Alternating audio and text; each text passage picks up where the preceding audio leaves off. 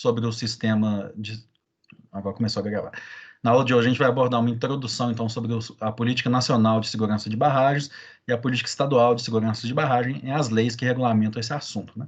A gente vai abordar um pouquinho sobre a questão conceitual do que é barragens e na aula que vem a gente vai falar sobre o procedimento de licenciamento de barragens em si, né? O que é o procedimento aí de como que eu posso fazer o licenciamento, qual que é o órgão competente e o passo a passo para o licenciamento de uma barragem.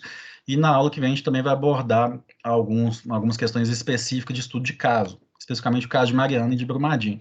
A gente vai abordar, por exemplo, né, como que foi que se deu esse procedimento de licenciamento nos dois casos, de Mariana e Brumadinho, né, a questão da fiscalização, como que estava sendo feito o sistema de fiscalização de barragem nesses dois casos, né, então isso vai ser o tema da aula que vem.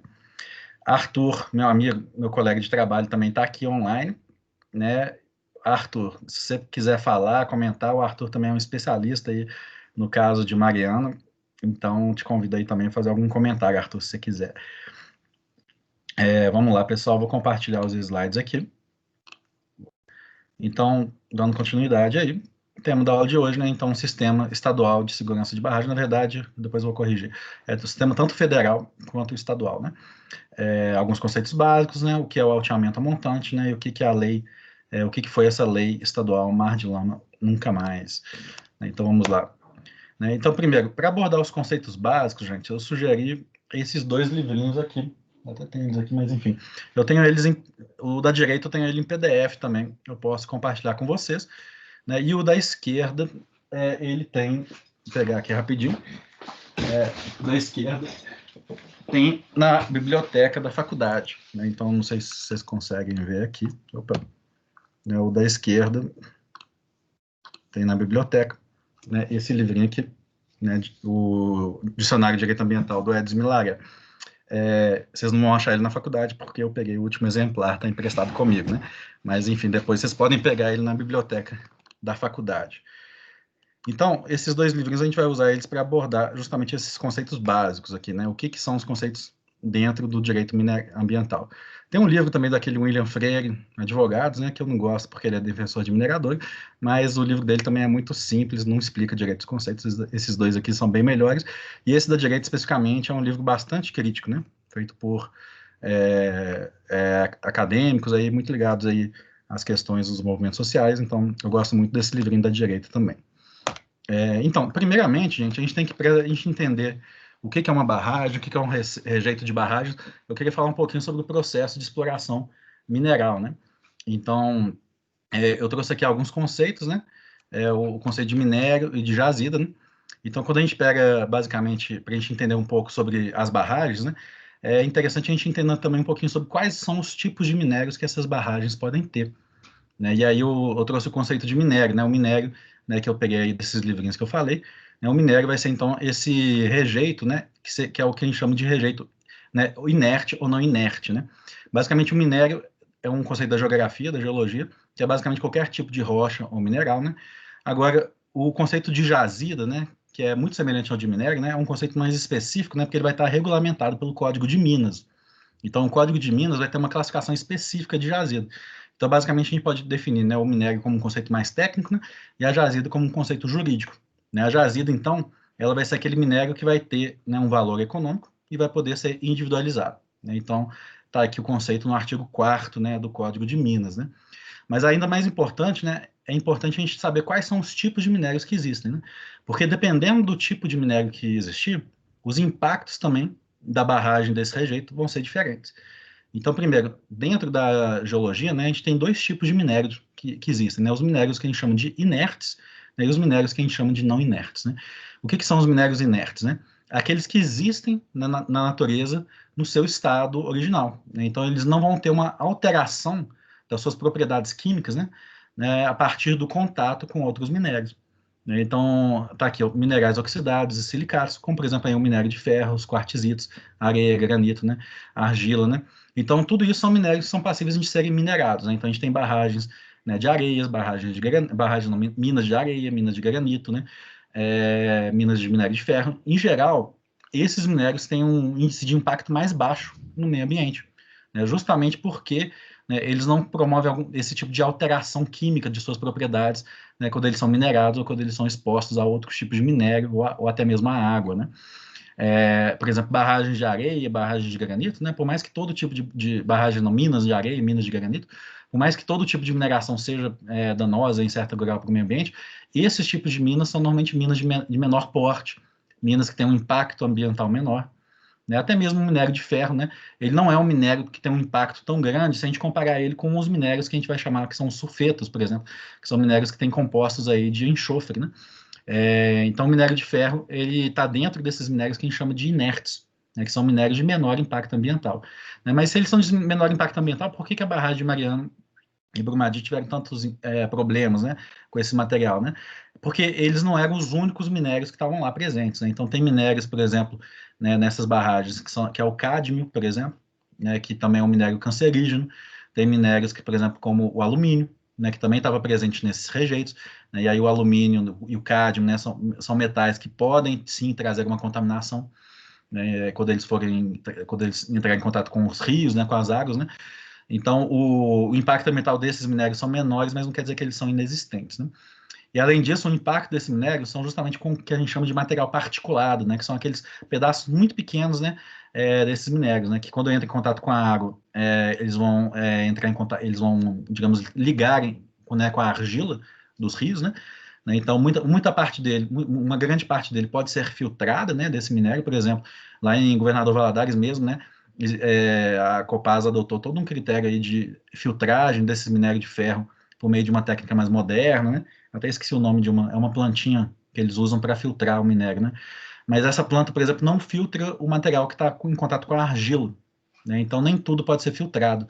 Então, é justamente esse material particulado, né, que traz esse problema, tanto quando ele entra em contato com a água, como quando ele está em contato com o ar, né? Então, quando a gente pega, por exemplo, minas, como, por exemplo, a mina de Congonhas, né? Que tem muita atividade minerária, caminhões de minérios passando o tempo todo, né?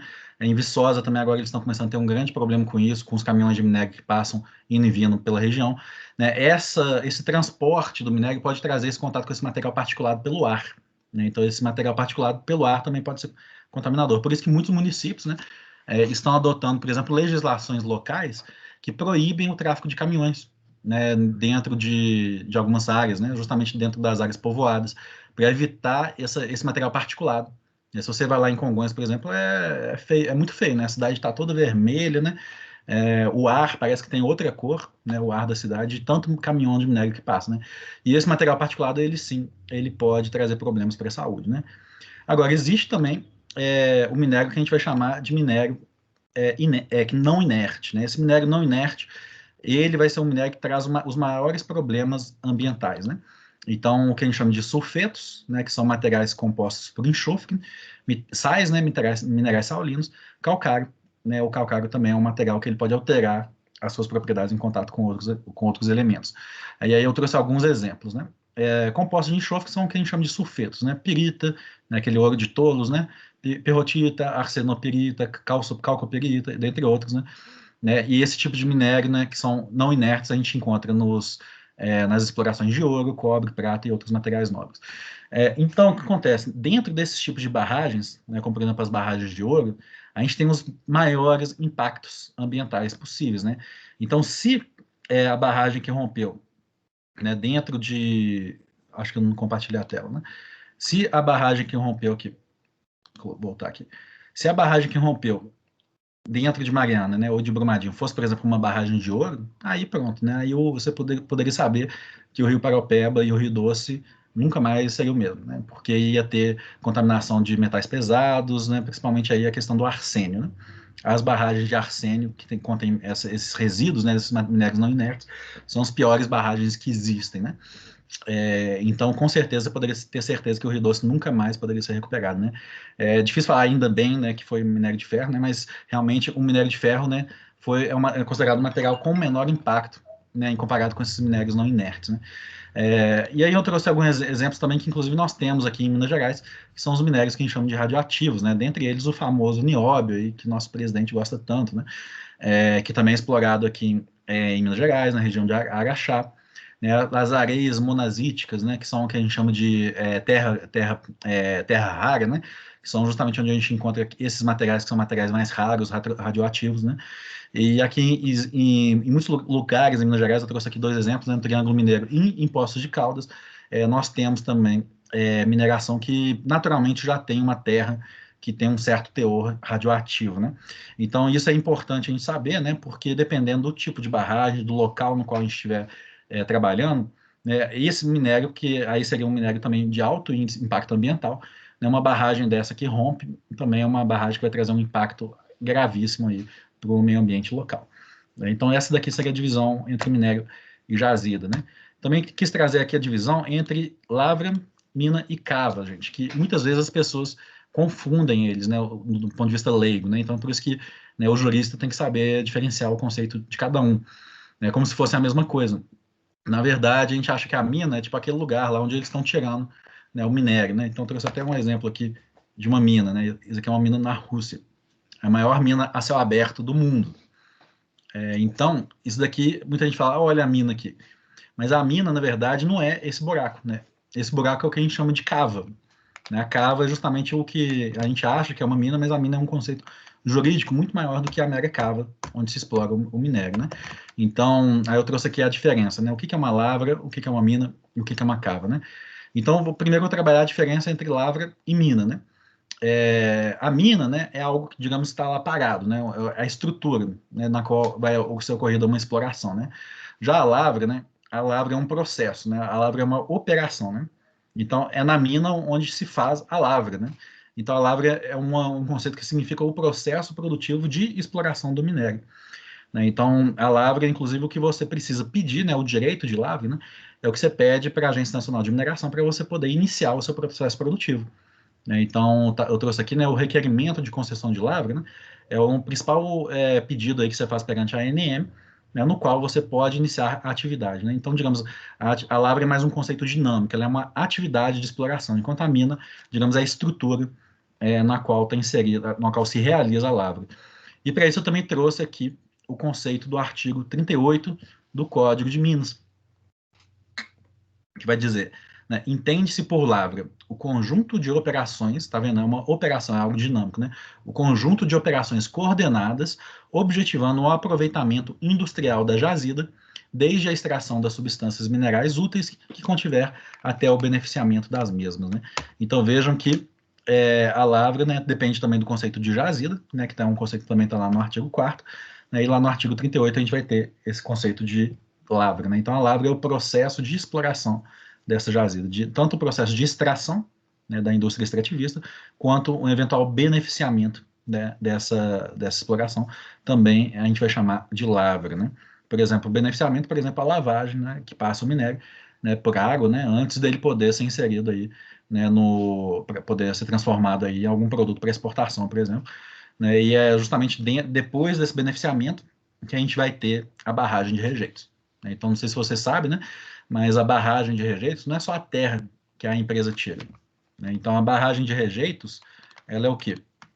A barragem de rejeitos, ela é justamente o resíduo, né, que sobra dentro de uma atividade depois que é feito esse beneficiamento. Então, a gente tem um beneficiamento do minério, né, e aí vai para a barragem de rejeitos depois que tem beneficiamento, depois que o minério é lavado e a parte economicamente útil dele é retirada, né, e os rejeitos vão então para a barragem, né?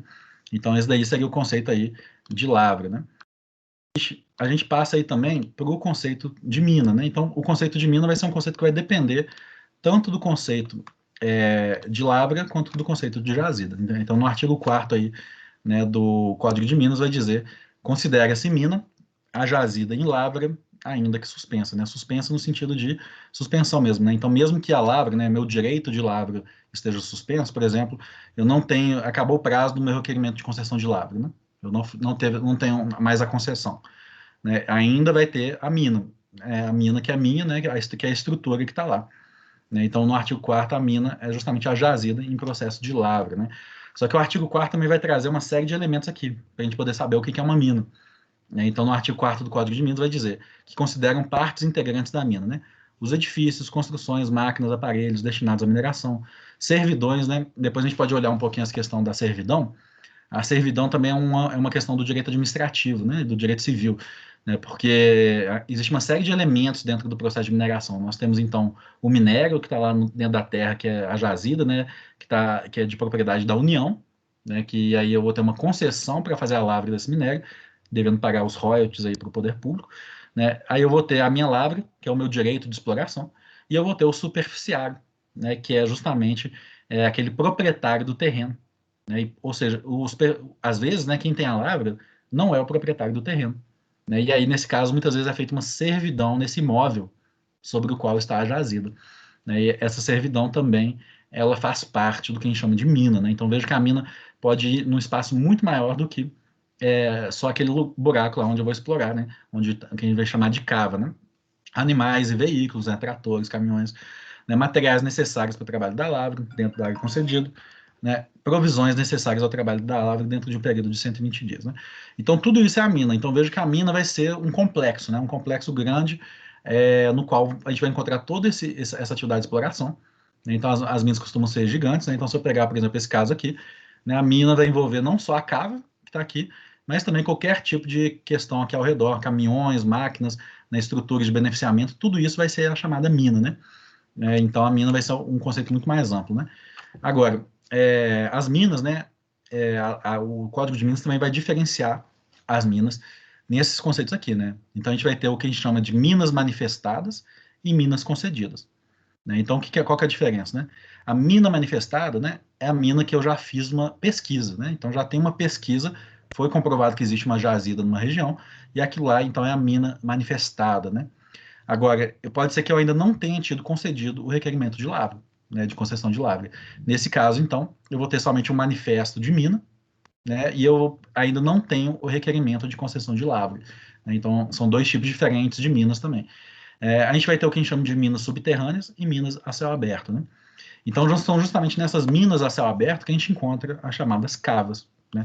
O processo de construção de uma cava é algo típico do que a gente chama de minas a céu aberto.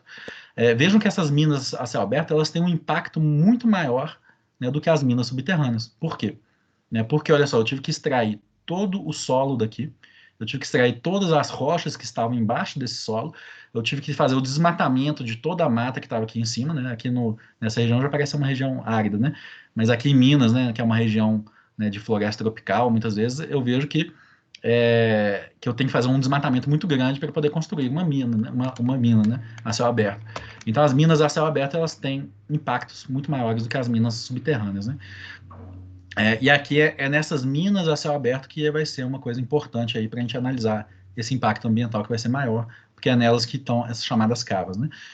Minas subaquáticas, né, que são as minas que estão aí, né, às vezes ocupadas por um lençol freático, né, onde a exploração vai ter que ser feita embaixo d'água, né, as máquinas precisam entrar embaixo d'água para poder fazer a exploração. E por fim, as minas marítimas, né. Isso é algo que hoje em dia existe pouco, né, pouquíssimas empresas fazem esse tipo de exploração minerária, né, lá no Sudeste Asiático tem algumas que vão fazer isso, né, mas existe toda uma regulamentação do direito internacional, né, especificamente do direito internacional do direito do mar, né, sobre a exploração do que a gente chama de área, né, também chamada de fundo marinho. Existe, inclusive, uma autoridade internacional, que é a Autoridade Internacional de Fundos Marinhos, que autoriza a exploração de recursos minerários nesses chamados fundos marinhos. Né? Então, isso é algo que está no futuro não tão longe assim, né, no futuro relativamente próximo. Já existem algumas empresas que estão começando a sondar essa possibilidade de exploração marinha, né? E já existe isso amplamente no que a gente chama de exploração de petróleo, né? O pré-sal, né? Por exemplo, é um exemplo de exploração de petróleo, né? No qual se explora um recurso, né? Que está localizado no fundo marinho, né? Ou dentro das plataformas continentais. Então, tem uma regulamentação do direito internacional aqui para isso, né? Já que esses fundos marinhos são propriedade comum, né? De toda a humanidade, né? Eles não pertencem a nenhum estado específico. E calma aí, deixa eu desligar o celular, que tá alguém me ligando desesperadamente. Né? A pessoa liga uma vez, eu não atendo, ela continua ligando, né? Mas é algo que a gente vai ver no futuro não tão longe assim. Então, as minas a céu aberto, como eu disse, são as minas que a gente vai ter o maior impacto ambiental. Nas minas a céu aberto, a gente tem um desmatamento da vegetação nativa, redução de solo cultivável, destruição de rochas e minerais, né, para poderem serem retirados, né? E aqui é interessante a gente diferenciar essas rochas, né, minerais que são retirados, né, a pedra mesmo, né, tipo, rochas que não tem nenhum tipo de material metálico, né? Ou passivo de ser explorado, né? E essas rochas são o que a gente chama de pilhas estéreis, né? Essas rochas, elas não são aquilo que vai ser depositado da barragem de rejeitos, tá, pessoal? Essas rochas, né, elas não correm o risco de romper, né? Elas não são aquela lama que a gente imagina, né? Elas ficam lá paradas, né? Elas não correm o risco de rompimento, inclusive, nessas pilhas, as chamadas pilhas estéreis, com as rochas que são retiradas, né? O que são colocados nas barragens de rejeitos, né? É o material que sofreu beneficiamento, né? É o material, o minério de ferro, né, que foi lavado, né? E o rejeito desse minério que é colocado na barragem. Então, essas chamadas pilhas estéreis, que também são um subproduto aí do processo de exploração e que não tem valor econômico nenhum, né? Elas também devem ser retiradas aí nessas chamadas minas de céu aberto, né? E é por isso que é muito comum nessas minas de céu aberto o uso de explosivos, né? Por quê? Porque é assim que você vai fazer essa abertura aí dessas minas, né? Por meio de explosivos, né? Você faz o explosivo, né? E aí, depois que você utiliza o explosivo, você tira aí o que é material rochoso, minério que não tem, minerais que não tem exploração econômica, e tira o minério de ferro, né? Isso é feito por meio de um processo de lavagem, no qual o minério de ferro é retirado, né? Então, né, os impactos, né, tem um impacto muito grande na dinâmica hídrica. Por quê? Muitas vezes, para você poder fazer um buraco desse tamanho, né, o que acontece quando você faz um buraco desse tamanho? Você chega num lençol freático, né? E aí, quando você chega no lençol freático, como que você vai continuar explorando? Ou você vai fazer uma exploração subaquática, né, que é um custo muito alto, precisa de máquinas muito específicas, né, ou você vai ter que fazer o rebaixamento do lençol freático, ou seja, drenar tudo aquilo ali, né, e jogar fora, né, ou jogar no rio, por exemplo, né, às vezes você faz, a Vale costuma fazer um acordo, por exemplo, com a Copasa, né, aqui no Vale do Mutuca, por exemplo, onde tem a mina da Mutuca, a Vale faz esse rebaixamento de lençol freático e passa para a Copasa faz o tratamento e depois encaminha para região metropolitana, né? Mas é necessário fazer esse rebaixamento de lençol freático para poder continuar minerando, pelo menos minerando a custos baixos, né? Muitas vezes essas minas a céu aberto então vão trazer um impacto muito grande sobre a dinâmica das águas, né? E aí, de fato, a gente tem a cava, né? Cava, então, ela não é um conceito jurídico, ela sequer está prevista aí no Código de Minas, né? Ela é um conceito topográfico, né? Então, dentro, né, das minas, né, que são esses conceitos aqui extremamente amplos, né, no qual a gente está falando aqui de diversos elementos, inclusive de construções, né, integra o que a gente chama de mina, a gente vai ter a cava como justamente esse conceito topográfico, que é o local onde se realiza a lavra, né? Então, a atividade de lavra, ela é feita na cava, né? Então, a cava é somente um dos diversos elementos de uma mina. É na cava que a gente percebe a maior degradação ambiental, né, e onde que a gente vai encontrar regulamentações sobre a cava, né, questões inclusive de segurança, né, sobre como que a cava deve ser feita para poder ser segura, tá dentro, não no Código de Minas, mas dentro das resoluções, né, do antigo DNPM, né, Departamento Nacional, né, de Mineração, né, que é atualmente a Agência Nacional de Mineração. Então, nas resoluções da ANM, principalmente nas resoluções relativas aí a minas de céu aberto, né, portarias e resoluções sobre minas de céu aberto, a gente vai encontrar aí o conceito de cava, né, que é justamente esse polígono onde vai ser realizada a lavra, né, que esse é o conceito jurídico de cava. Eu trouxe aqui alguns exemplos, pessoal. Então, isso aqui, como eu coloquei aqui, é a mina de Mirny, né, na Sibéria Oriental, na Rússia, né. Ela é a maior mina a céu aberto do mundo, né? Então veja aqui, olha o tamanho do prédio aqui. Isso aqui é um prédio que deve ter aí 20, pelo menos uns 20 andares, né? Compara esse prédiozinho com a mina lá no fundo, né? Então uma mina gigantesca, né? Imagina cair aqui de cima, o que vai acontecer, né? Mas então é a maior mina a céu aberto do mundo. As que nós temos no Brasil não chegam a tanto, né? Mas a gente também tem alguns impactos, né? Eu trouxe aqui algumas imagens também para vocês poderem ver um pouquinho. Quem sabe onde que é isso daqui? Isso daqui é aqui a Praça do Papa, né, em Belo Horizonte. Aqui no bairro Mangabeiras, e aqui é o centro de Belo Horizonte. Essa daqui é a vista do alto da Serra do Curral, né, do Mangabeiras, que é o cartão postal de Belo Horizonte. A gente tem aqui o Parque Estadual da Serra do Curral, né, que aí tem esse mirante, que você pode ir lá, se você quiser ir lá visitar, fazer uma caminhada, você pode ir. Né, e aqui nesse mirante você vai ver essa imagem bonita aqui de Belo Horizonte. Só que o que muitas vezes as pessoas não veem, né, nessa vista aqui da cidade, né, ou no mirante, é o que está um pouquinho para trás disso. Né? Se você andar alguns metros para trás, você vai ver isso daqui, né, que é a mina Corumim, da Impabra, né, empresa mineradora Pau Branco, que fez essa exploração aqui durante muito tempo, né, hoje a mina já está desativada, né? Mas aqui a gente pode ver claramente a cava, né? Então vejam só, né? Justamente aqui os degraus, né, da cava, né, que a gente viu nessa cava gigante, a gente vê os mesmos degraus aqui. O que aconteceu? Aqui foi feito um lago, né? O lago que foi onde a água foi depositada na antiga cava, né?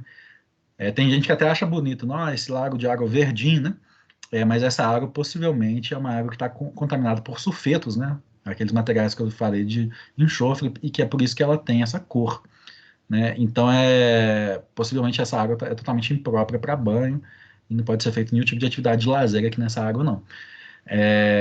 Então, foi o mecanismo que eles utilizaram para tampar a cava, né? Jogaram água lá e fizeram um lago artificial. Qual que é o problema dessa mina aqui, dessa cava, né? Daqui que a gente vê dessa empresa, né? Não foi feito o fechamento da mina, né? Então a mina foi mantida lá do jeito que estava, né? E aí o que aconteceu? Como começou a acontecer? O desmoronamento e a erosão dessa região. Então vejam aqui, né? A erosão está chegando bem no cume da montanha, né? Então esse parque estadual da Serra do Curral teve inclusive que ser interditado um tempo porque a trilhazinha passava justamente aqui em cima, né? E olha o risco, né, de alguém de ter um acidente. Olha só aqui, a trilha aqui, né, onde o mouse está passando. Então aqui você pode ver que está tendo uma atividade de desmoronamento, né, e como que você faz, né, para poder impedir a continuidade desse desmoronamento é muito difícil, né? Então esse aqui é um exemplo de uma mina explorada do lado de Belo Horizonte, né, nesse nosso cartão postal aqui de Belo Horizonte, onde não foi feito o devido fechamento da mina. Eu trouxe um outro exemplo, né? O Parque Estadual da Serra do Ramoço, né? Então, se você for lá em Nova Lima, pegar lá o Posto Chefão, a entradinha que tem ali, você vai ver o Parque Estadual da Serra do Ramoço. Esse daqui é o mirante dele também. E aqui é uma vista muito bonita, você pode ver Belo Horizonte, né? Aqui o Barreiro deve ser por aqui, né? Aqui atrás Ibirité, Betim, lá no fundo, né? Aqui você vê a região metropolitana de Belo Horizonte toda, né? À noite é muito bonito esse mirante aqui desse parque. Inclusive tem uma estrada muito bonita, né? E quando você passa por essa estrada, né, que é a estrada que vem lá do Posto Chefão e vem aqui até o distrito de Casa Branca, você não vê uma coisinha que tem aqui do lado, né? Mas se você parar, né, parar o carro e começar a andar um pouquinho nessa trilhazinha aqui, você vai ver logo aqui, onde essa setinha está apontando, a mina da MGB, onde também tem uma cava. Então aquela estrada passa por aqui, por cima, né? Mas não tem como ver da estrada, porque a empresa, justamente para tampar, ela construiu um monte de árvore aqui, né? Mas aqui a gente tem um exemplo também de uma antiga cava abandonada, também aqui da MGB, né? A MGB, inclusive, entrou com um processo recentemente para poder explorar novamente essa mineração, né? Por quê? Né? Está tendo um desmoronamento dessa cava, né? Então aqui tem uma estrada, inclusive um ciclista que estava fazendo trilha ali no Parque do Rola Moça morreu com o desmoronamento que teve. Ele estava passando logo bem perto aqui, né? A terra deslizou, ele caiu, ele morreu. E essa mina, o poder público está insistindo então que essa mina seja feito algum tipo de obra para poder impedir esse desmoronamento. A MGB falou que não tem dinheiro para fazer essa obra, mas que se o poder público autorizar ela a explorar mais um pouquinho essa mina, que ela ainda tem muito rejeito de muito minério de ferro aqui, ela pode pegar esse dinheiro e usar ele para fazer as atividades aí de fechamento aí dessa cava, né? Inclusive o Parque Estadual do Rola Moça, o Conselho do Parque aprovou, né, essa atividade, né, o que é algo muito estranho, né, já que isso daqui está dentro aí dessa parte aí da zona de amortecimento do parque. É uma coisa muito perigosa ter isso dentro de uma unidade de conservação. Mas, de qualquer maneira, ela conseguiu. E aí, o lugar onde eu trabalho, que é o Instituto Guaicuí, né, ligado ao Projeto Manuelzão, entrou com uma ação civil pública e conseguiu uma liminar na Justiça Estadual para impedir, né, o licenciamento dessa mina aqui, né, lá no Parque do Rola Moça. A empresa, espertamente, ela fez o quê? Ela, perdendo, então, o processo na Justiça Estadual, né, perdeu a liminar, ela entrou com outro na Justiça Federal, né, e conseguiu uma liminar na Justiça Federal. E agora, então, a gente está com esse conflito de competência, né, sobre é, qual que é a justiça competente para julgar esse caso, né, se é a Justiça Federal ou estadual, né? Eu entendo que é estadual, justamente onde ela perdeu a liminar, já que isso daqui é um parque estadual, né? Mas aqui a gente pode ver claramente a cava, né, os terraços aqui das cavas. Aqui embaixo está a barragem de rejeitos, é uma barragem antiga, né, com uma quantidade muito grande de rejeitos, né, eu não sei quanto exatamente, acho que é 40 milhões toneladas, não sei exatamente, ou de metros cúbicos, não sei.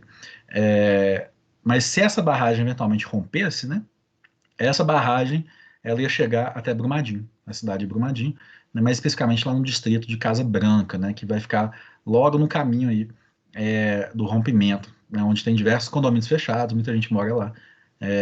Então é uma barragem que está sob risco, né? Talvez não de risco de rompimento, né? Porque ela parece que o rejeito está relativamente estável, mas é um risco porque ela está totalmente abandonada, né? A gente tem muito isso aqui em Minas Gerais, né? Cavos totalmente abandonados, né? Alguma pergunta, gente? Vocês querem fazer algum comentário? Tá só eu falando aqui, né?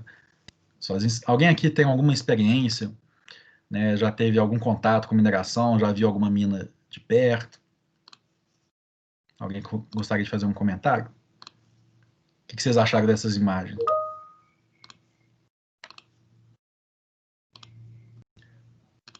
Se vocês quiserem visitar essas duas minas, é muito fácil. Vocês podem subir lá no parque, na trilhazinha do parque da Serra do Curral, vocês podem ir lá no Parque Estadual da Serra do Rala Moça, pertinho do Mirante, vocês conseguem ver essa mina aqui.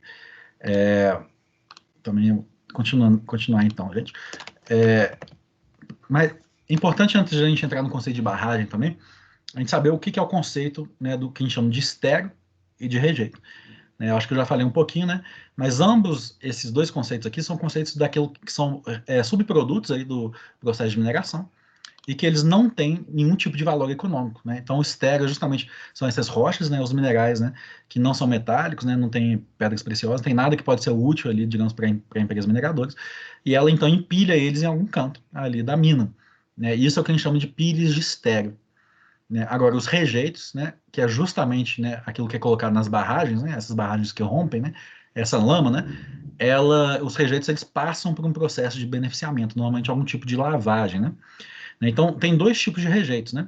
Aqueles mais modernos, das barragens mais atuais, por exemplo, que a própria Vale, né, se utiliza lá no Pará, ou em outros países, né, nos quais as barragens, né, onde as barragens são proibidas. Né?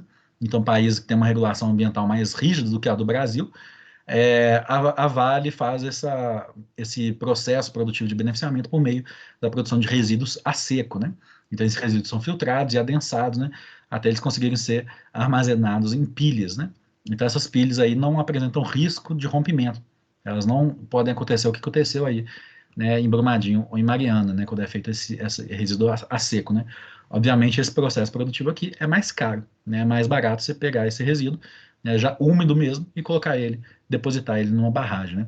Então, acontece, para separar esse resíduo, né, o minério, né, do estéreo, é feito um processo de lavagem. Né? Esse resíduo passa por todo um processo de beneficiamento, né, dentro da mina, né, onde é retirado, né, o estéreo, né, e se sobra, então, o que a gente chama de polpa. Né? Essa polpa tem uma parte sólida e uma parte de água. Né? E aí essa parte sólida é depositada na barragem, é onde ele vai ficar por anos aí até ter a decantação, né, e eventualmente poder se transformar em algo totalmente sólido. Né? No entanto, né, nunca é totalmente seguro. Né? Mesmo nessa mina aqui, que é uma mina muito antiga, nunca é totalmente seguro, porque esse rejeito que está depositado aqui na barragem, ele não é terra. Né? Ele não é terra, não é pedra, né? Ele é rejeito. Né? Então, eventualmente, com chuvas constantes, né, esse rejeito ele vai ficando cada vez mais úmido, a água vai infiltrando aqui dentro desse rejeito, né, e quando a água infiltra no rejeito, ele perde, digamos, a estabilidade, né, estrutural. Né, e, né, principalmente nessas minas antigas, né, abandonadas, né, onde sequer foi feito, por exemplo, uma fundação de pedra nessa barragem, a barragem é só rejeito mesmo, que eles foram tacando em algum vale aí, quando tem chuvas constantes, esse rejeito fica muito perigoso, né? Porque ele não se transforma em pedra ou em solo ou em rocha novamente. Né? Então ele continua como rejeito de mineração. É muito difícil, inclusive, crescer árvores nele, né? Onde poderia ter, por exemplo, né, a instalação de raízes ali, onde que poderiam trazer uma estabilidade para esse rejeito, né? Mas isso não ocorre, né? Porque ele não consegue ter produção de vegetação nele. O máximo que acontece é umas gramas, né? Que costumam crescer em cima, né? Mas que não são suficientes para poder ter uma penetração de raiz nesse rejeito aí, para poder trazer estabilidade. Né? Então, o que é feito? Aí surgem as chamadas barragens de rejeitos. Então, qual que é o conceito aí jurídico de barragem de rejeitos? Então, as barragens de rejeitos são reservatórios de resíduos minerários né, onde são depositados, né, na forma úmida, para que com o tempo eles sejam separados da água pela decantação. Então a água vai sendo retirada com o tempo, né, e para poder fazer com que esses rejeitos, então, fiquem decantados lá no fundo. Né? Mas, como eu disse, é algo que não é totalmente seguro, né? É algo que vai ter que, essa retirada de água tem que ser feita para sempre, porque senão corre o risco dessa barragem ficar totalmente úmida e sabe-se lá o que vai acontecer depois, né? É o que ocorre aqui, né? Já que essa mina está totalmente abandonada. A grande preocupação é se essa barragem um dia também romper, né? O, Normalmente essas barragens, né, elas são feitas dentro da topografia natural dos terrenos. Muitas vezes esses rejeitos podem ser jogados nas próprias cavas, né? Então aqui a gente tem uma cava no qual foi jogada água nela. Né? Mas muitas vezes, se essa atividade de mineração tivesse continuado, e estivesse continuando a produzir rejeitos, muitas vezes eu poderia utilizar essa própria cava da mineração para poder jogar os rejeitos. Foi o que foi feito aqui na mina de Casa Branca.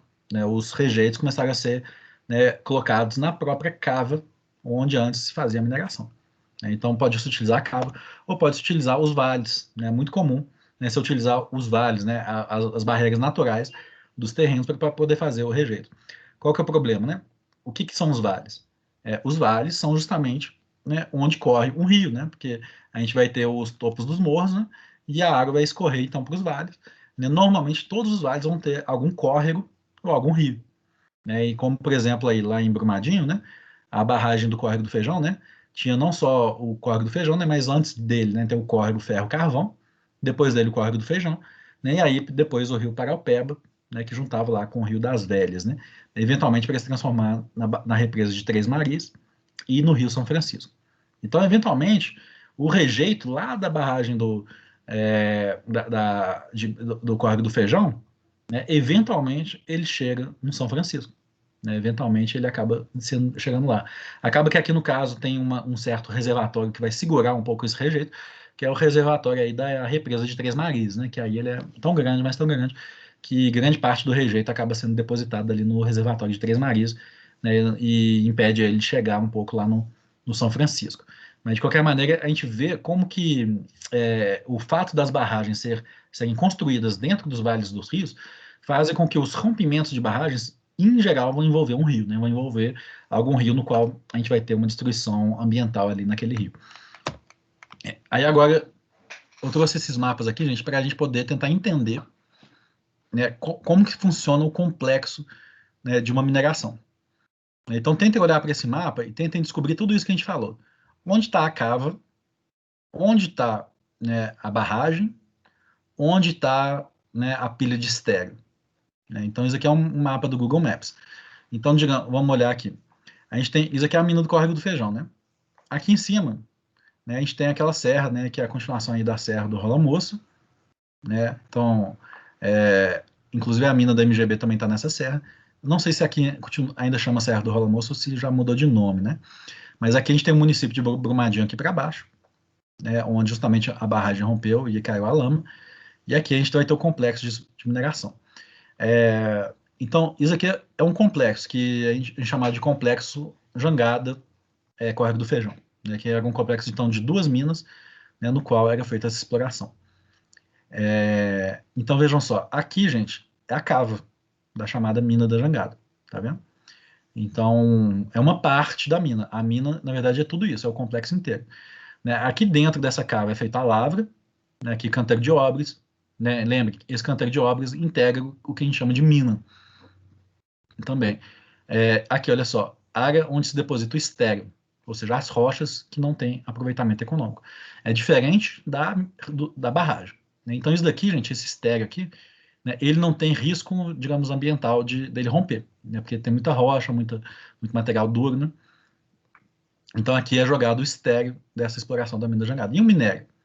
Né? O que é feito com o minério? Então, vejam só que tem uma estrada aqui, né? Os caminhões vêm, pegam o minério, né? Depois que deixa aqui o estéreo, né? E trazem aqui o minério, né? Para cava. Então, veja que a mina do Córrego do Feijão, né? Ela foi feita sobre uma cava, né? Tá vendo? Possivelmente de uma cava onde teve uma exploração anterior. Né? Aqui devia ter uma exploração, e os rejeitos, então, vinham da mina da jangada, eram jogados nessa cava. né? E aqui tinha um duto, né? Um mineroduto, né? Que fazia o quê? Trazia o rejeito para a barragem 1 e 4, 1 e 6, né? Que é justamente aqui é a barragem. Então, aqui na barragem, né, também teve um processo de beneficiamento. Aqui também é um local de depósito de estéreo, né, material que não tem minério nenhum, né, que também não tem risco de rompimento. E aqui, depois do processo de lavagem, era atirado, então, o rejeito do minério. Essa barragem ela ainda tinha um certo conteúdo de minério, então, inclusive a empresa queria dar aproveitamento econômico para ele. Ela estava com um processo de licenciamento em curso para retirar esse rejeito daqui, que foi explorado num período onde não tinha muito aproveitamento econômico, né, desse resíduo, para poder jogar esse resíduo aí, aproveitar e dar aproveitamento econômico. Foi justamente nesse processo de licenciamento para poder fazer a recuperação, né, do minério, que a barragem se rompeu. Aí ela pegou aqui o córrego minério, o córrego ferro-carvão, depois aqui embaixo estava a comunidade do córrego do Feijão. Então aqui vocês conseguem entender, né, já com esses conceitos básicos, toda a estrutura de uma barragem. Né? Vocês conseguem ver o que é o depósito de estéreo, né? E por que nós, juristas, a gente precisa saber disso, né? A gente precisa saber disso por causa disso daqui. Eu trouxe um exemplo, gente, de um EIA-RIMA, né? Então, para quem vai mexer aí com direito ambiental e direito minerário, né? Vocês têm que conseguir analisar, né, dentro de um complexo minerário, né, o que é cada coisa, né? E para que cada coisa serve, né? Então, digamos, isso aqui é um EIA-RIMA atual, que eu peguei de um processo que está em curso atualmente, né, que é a ampliação da mina do Sapo, da Anglo-América, lá em Conceição do Mato Dentro. Então, aqui ela trouxe esse mapa, eu tirei ele do próprio EIA-RIMA que a mineradora fez, né? Então, vamos tentar interpretar esse mapa aqui. Em amarelo, então, alteamento da barragem de rejeitos. Então, aqui, tá vendo? É a barragem de rejeitos. Ela foi construída dentro de um vale, tá vendo? E aí ela foi ocupando essa parte aqui que está em azul, né? Mas ela começou a ficar cheia demais, então eles vão ter que fazer ela ficar mais alta. Né? Quando ela fica mais alta, ela passa, então, a ocupar essa parte toda aqui. Né? Então, esse pedido, né, do EIA-RIMA é justamente pedindo para poder aumentar a barragem. A barragem está aqui, né? Mas olha só, em laranja está o que a gente chama da pilha de estéreo. Né? A pilha de estéreo, então, como vocês já sabem, é o material onde não tem minério. Né? É justamente essa parte aqui. E a parte em marrom é a cava.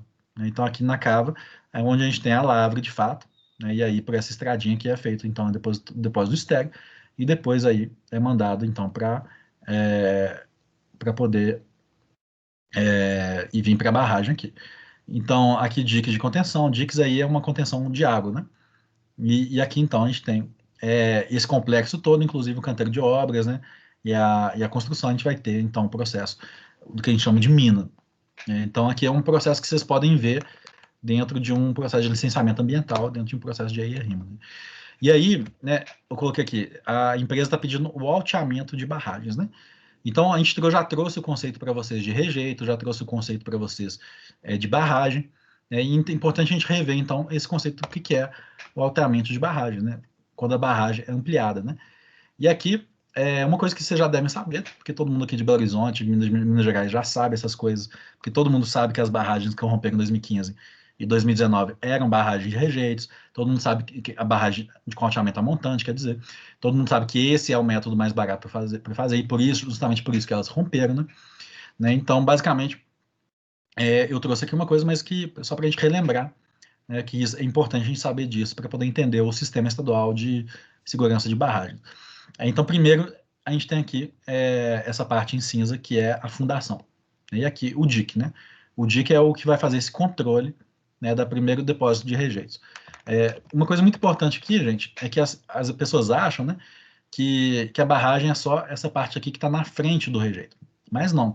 A fundação é muito importante, né? Essa fundação não é feita de concreto, nem nada assim, porque seria um custo muito alto, né, para a gente fazer isso de material de concreto. Às vezes a gente vê o concreto só aqui nessa parte da frente, mas toda barragem, né, independentemente do tipo de alteamento, ela tem que ter uma fundação de pedra, né? E por que eu estou falando isso? Porque muitas das barragens antigas não tinham, né? Muitas das barragens antigas que estão abandonadas aí no estado, nem se sabe se elas fizeram essa fundação ou não, né? Porque não tem informação sobre isso, e não tem como ir lá para olhar, né? Mas, assim, muito possivelmente, muitas delas têm risco de rompimento pelo fato de não terem essa fundação rochosa aqui. né? Então, a princípio, né, a maneira pela qual uma barragem deveria ser feita, né, é primeiro por essa fundação, né, e aí por esse dique aqui que vai segurar, né, o rejeito, né? E aí esse rejeito vem para cá, onde ele vai ficar decantando, né? E aí a água vai vindo para cima, o resíduo vai vindo para baixo, essa lama, né, vai vindo para baixo. E aí você tem que ficar retirando essa água daqui, né? Então aqui é como um rejeito deveria ser feito, né? Agora, um dia, né, depois de tanto depositar resíduos, né, essa barragem vai ficar cheia, né? E aí tem que ter o que a gente chama de alteamento. O alteamento é justamente quando a gente vai aumentando essa parte aqui de rocha para poder fazer a barragem ter um pouquinho mais de capacidade, né? O alteamento a montante, né, é o que gasta menos material. Então vejam só, eu tenho esse material aqui que eu já usei, esse material de pedra. Aí eu vou fazer um primeiro alteamento, o que eu preciso fazer? Colocar só esse material de pedra aqui, né, ou de concreto, enfim, vou colocar ele aqui, né, para poder explorar até essa segunda faixa aqui. Aí quando acabar, eu coloco o outro. Vejam que o material rochoso está sendo depositado em cima da própria barragem, né? E por que isso não é muito seguro? Porque essa barragem aqui, né, como eu já falei, ela não tem muita estabilidade, principalmente se ela começar a ter período de chuvas e o material começar a ficar úmido, né? Então eu fico colocando os alteamentos numa parte onde não vai ter segurança, né? Vai que começa a ter um período, uma coisa úmida aqui dentro, né? E aí esse alteamento pode, inclusive, afundar dentro da própria barragem. Foi o que aconteceu nos casos que a gente já está trabalhando. Então, olha só, o alteamento montante, né, os degraus de alteamento são inseridos sobre os próprios rejeitos. É o método mais barato, né? Vejam, olha só, vejam a área aqui, a quantidade de material de pedra. Isso aqui é gigantesco, né, gente? Então, vejam que a quantidade de pedra utilizada aqui foi muito mais baixa. É um processo muito mais barato, né? Agora, vejam que o alteamento ajusante, ou seja, para baixo, né, da linha do rio, né, ele vai na direção dos resíduos, né, onde os resíduos eventualmente iriam romper. E ele é muito mais seguro, porque vejam só, vai ter muito mais estabilidade dentro desse material aqui. Eles são feitos após a barragem, ou seja, os rejeitos não são colocados em cima da própria barragem, né, em cima dos rejeitos, né, os alteamentos são feitos após a barragem. Mas veja que vai precisar então de muito mais material e vai dar muito mais trabalho fazer esse tipo de alteamento. Ele é o mais seguro, né, mas é o mais custoso também. Mas, obviamente, é menos custoso do que o alteamento, do que a barragem a seco, né? Então, alteamento a jusante, os degraus são inseridos sobre o dique de partida na direção corrente dos resíduos. É o método mais seguro. E, por fim, o alteamento que a gente vai dizer que chama de linha de centro, né? E aí, o que acontece? Na linha de centro, né, os alteamentos são inseridos sobre si mesmos, né? Sobre o meio, né, do próprio resíduo. A quantidade de material gasto aqui e o custo digamos, é intermediário, né, porque, né, uma parte do rejeito do material da barragem, né, vai ficar em cima do material de resíduos e a outra parte vai ficar para fora, né? E esse daqui é um método intermediário que em questão tanto em questão de custo quanto em questão de segurança, né? E por fim, então, empilhamento a seco, né? Empilhamento a seco, vejam só, que a gente vai ter estruturas, né, onde o rejeito vai secando, vai adensando, e quando ele fica denso, são feitos montes, né? É o que a gente chama de empilhamento. E aqui a gente não tem um risco nenhum de rompimento, né? Porque esse empilhamento a seco ele não vai ter umidade, né? Então aqui é a forma mais segura de poder fazer o depósito desses rejeitos. Então, gente, a gente já entendeu como que são os principais conceitos, quais são os tipos de barragem que nós temos, né? E aí a gente pode entrar mais especificamente no procedimento aí de licenciamento, no procedimento de fiscalização dessas barragens, né? Então, deixa eu ver aqui se eu coloquei uma coisa aqui. Como que é o processo de... então, não coloquei não. Como que é o processo, então, de exploração desse minério? Acho que eu tinha colocado como que é o processo de exploração. Mas, enfim, eu trouxe aqui, né, isso daqui é o tema da próxima aula, principalmente, tá bom? É basicamente o processo de aprovação, né, de uma barragem, né, o processo jurídico, né, e o processo de licenciamento, né? O que é importante a gente entender aqui? Né, vocês já entenderam, então, o que é um rejeito, o que é uma jazida, o que é uma barragem, né, quais são os tipos de barragem que existem, né? Então, digamos, a parte conceitual vocês já estão entendendo. Agora é importante a gente entender o processo jurídico para poder construir, né, e fazer uma barragem. Então, aqui a gente pode ver, né? Primeiro, eu tenho a atividade de pesquisa, né? Depois a atividade de implantação ou de instalação, e depois a atividade de operação, e deveria ter também a atividade de desativação, né? Então aqui a gente tem o início do processo até o final. cada uma desses processos vai ter que ter uma licença específica, né? Eu vou ter que ter uma licença para poder fazer a pesquisa, né, para poder explorar, para saber do ponto de vista científico se existe ou não minério lá. E eu vou ter que fazer o procedimento, uma licença que a gente vai chamar de licença prévia, né, para poder, antes de eu poder construir qualquer coisa, eu preciso de uma licença prévia. Né? Posteriormente, eu vou ter uma licença para implantação, né, da barragem e outra licença para operar, né, e por fim uma licença para poder fazer a desativação, ou o que a gente chama também de fechamento de mina. Tudo isso é tema da próxima aula. Mas aqui, o que é importante a gente ver? Primeiro, aqui a gente tem a figura do empreendedor, que vai fazer essa atividade, e a gente vai ter dois órgãos diferentes que vão poder ter que fazer essa autorização. Então, a gente vai ter o antigo DNPM, que é o Departamento Nacional de Pesquisa Minerária, né, e o órgão ambiental competente. E aí eu já antecipo para vocês, no caso de barragens, no caso de barragens, o órgão ambiental competente para licenciar é a FEAM, que é a Fundação Estadual de Meio Ambiente. Ou seja, a competência para o licenciamento é estadual. Como a gente vai ver mais para frente, é sempre um órgão só que tem competência para licenciar. Ou é o município, ou é o estado, ou é a União. Então, nesse caso, as barragens elas devem ser licenciadas pelo órgão estadual. Então, aqui, já antecipando um pouco o termo da próxima aula, né? O que o DNPM faz, então? O DNPM, a ANM, na verdade, a Agência Nacional de Mineração, ela faz a fiscalização dessas barragens. Então, a fiscalização é feita pela Agência Nacional de Mineração, e o licenciamento ambiental vai ser feito pela FEAM, que é a Fundação Estadual de Meio Ambiente. Isso daqui é importante, gente, para depois, quando a gente for analisar, por exemplo, a questão da responsabilidade. Quem é responsável, dentro do Estado, se a barragem rompe, se o licenciamento foi feito de forma equivocada. Então, a responsabilidade aqui nesse caso é, primeiro, da mineradora, mas é também do DNPM, eventualmente se tiver tido alguma falha aí no processo minerário, de concessão dessa concessão ambiental, e também a FEAM. Então, no caso de rompimento de barragens, a gente vê que a União, ou o IBAMA, não vai ser, digamos, responsável por isso, porque não é ela o órgão licenciador. Mas mais para frente a gente vai aprofundar um pouco sobre isso. A gente vai ver passo a passo qual que é o procedimento para licenciar uma barragem. Hoje, eu quero falar um pouquinho mais sobre o sistema de segurança de barragens. E aí deixa eu fechar aqui. Alguma pergunta, pessoal, sobre essa questão dos tipos de barragens da montante, sobre a questão conceitual, antes da gente entrar nas leis sobre a Política Nacional de Segurança de Barragem? Deixa eu ver se tiver alguma dúvida. Vamos lá, então, olhar mais um pouquinho aqui a questão da segurança de barragens, Então, gente, a Política Nacional de Segurança de Barragens ela vai ser estabelecida primeiro por uma lei federal, mas nós temos também uma lei estadual. Então, a gente tem a Política Nacional de Segurança de Barragens e a gente tem também a Política Estadual de Segurança de Barragens, que vão ter outras leis aqui.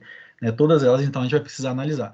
E, além disso, a gente precisa saber também as portarias do DNPM. Por quê? Lembra que eu falei que quem fiscaliza é o DNPM? Então, a gente vai falar um pouquinho sobre isso. Então, primeiro, a primeira lei que a gente precisa analisar é a Lei Federal número 2.334, de 2010. Essa é uma lei que foi criada não só para barragens de mineração, ela foi criada para qualquer tipo de barragem. Então, a gente tem barragens, que são barragens que são utilizadas para exploração de energia elétrica, como, por exemplo, a própria represa Três Marias, uma barragem que também é fiscalizada por essa lei federal, mas aí não é o DNPM, a ANM, que vai fiscalizar, vai ser a Agência Nacional de Energia Elétrica, a ANEEL. A gente tem barragens, que vão ter rejeitos industriais, ter rejeitos de poluição, rejeitos do processo produtivo, que a gente vai ter aí a questão do IBAMA. Inclusive, se tiver a questão aí de barragem com rejeitos nucleares, tem toda uma regulamentação específica, por exemplo, as indústrias de Angra, a exploração minerária de minerais raros, também vai ter uma regulamentação também, de agências nacionais que fiscalizam energia atômica, a gente vai ter também barragens de usos para usos múltiplos, que é basicamente o quê? Por exemplo, reservatório de água, o que é utilizado, por exemplo, pela Copasa. Essas barragens, de água para o consumo, que é o que a gente chama de usos múltiplos, aí a gente vai ter a Agência Nacional de Águas que vai fiscalizar. né? Tudo isso está estabelecido aí na lei federal. Né? Então, o que é importante nessa lei federal? Né? Que ela define como competência para fiscalizar as barragens, né? O DNPM, né? Hoje, atual Agência Nacional de Mineração. Então, a gente vai ter esse órgão, né? Que é diferente do órgão licenciador. Né? O órgão licenciador é a FIAM, o órgão fiscalizador é o DNPM. Essa lei, né, ela cria uma série de sistemas nacionais para poder ter uma segurança de barragens, né?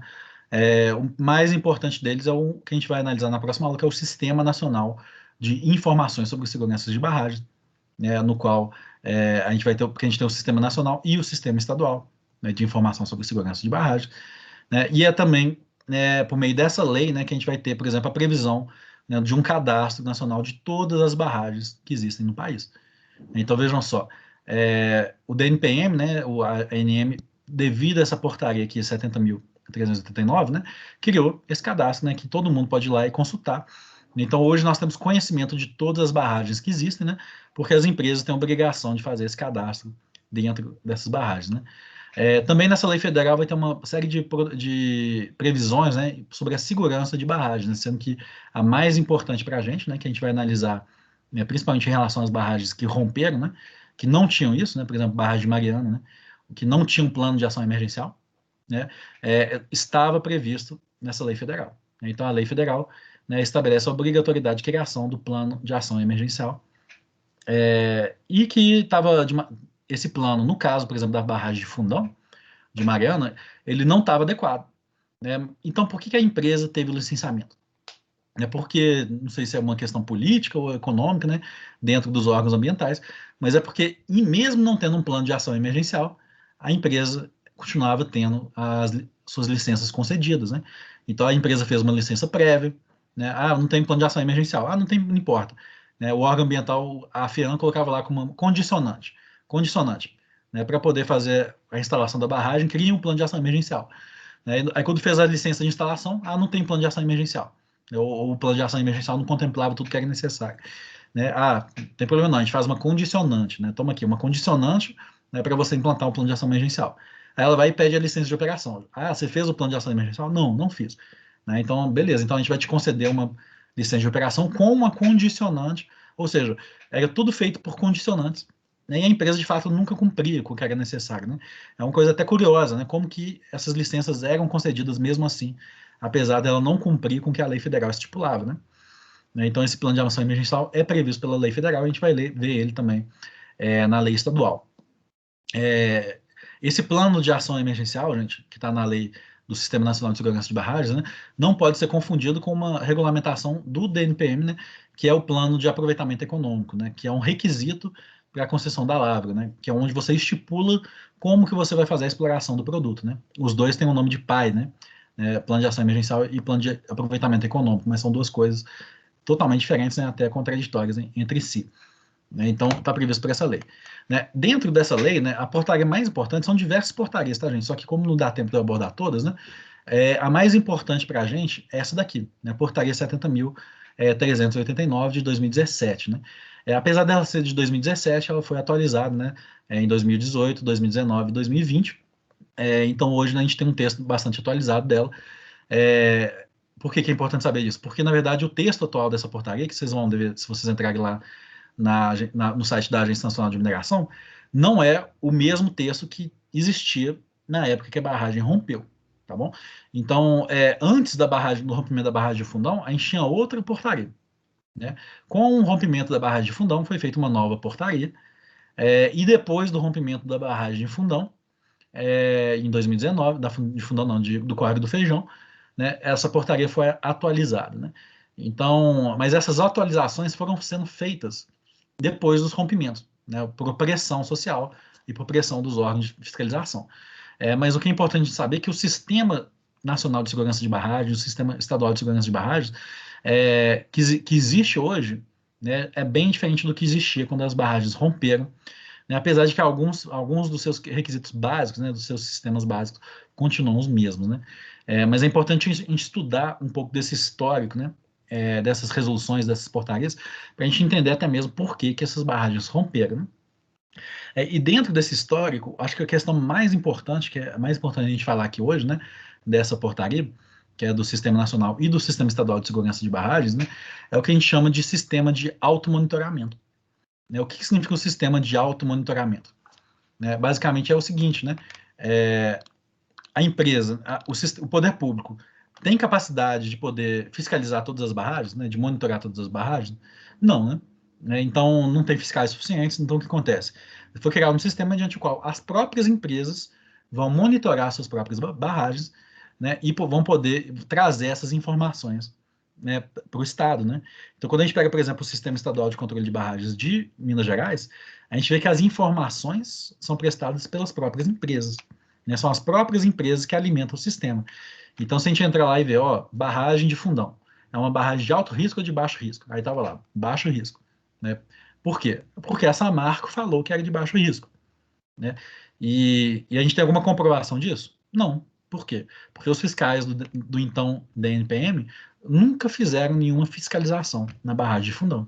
Então, antes da barragem de Fundão romper, nunca tinha sido feita nenhuma fiscalização. A gente confiava nas informações que a empresa prestava. Né? Ela falava que era de baixo risco, então a gente achava que era de baixo risco. A Samarco era uma empresa muito séria, ela prestava todos os seus relatórios em dia, né? Fazia todo o seu relatório anual, todo ano era feito. Ela tinha ISO 14001, ou seja, tinha uma série de certificações ambientais.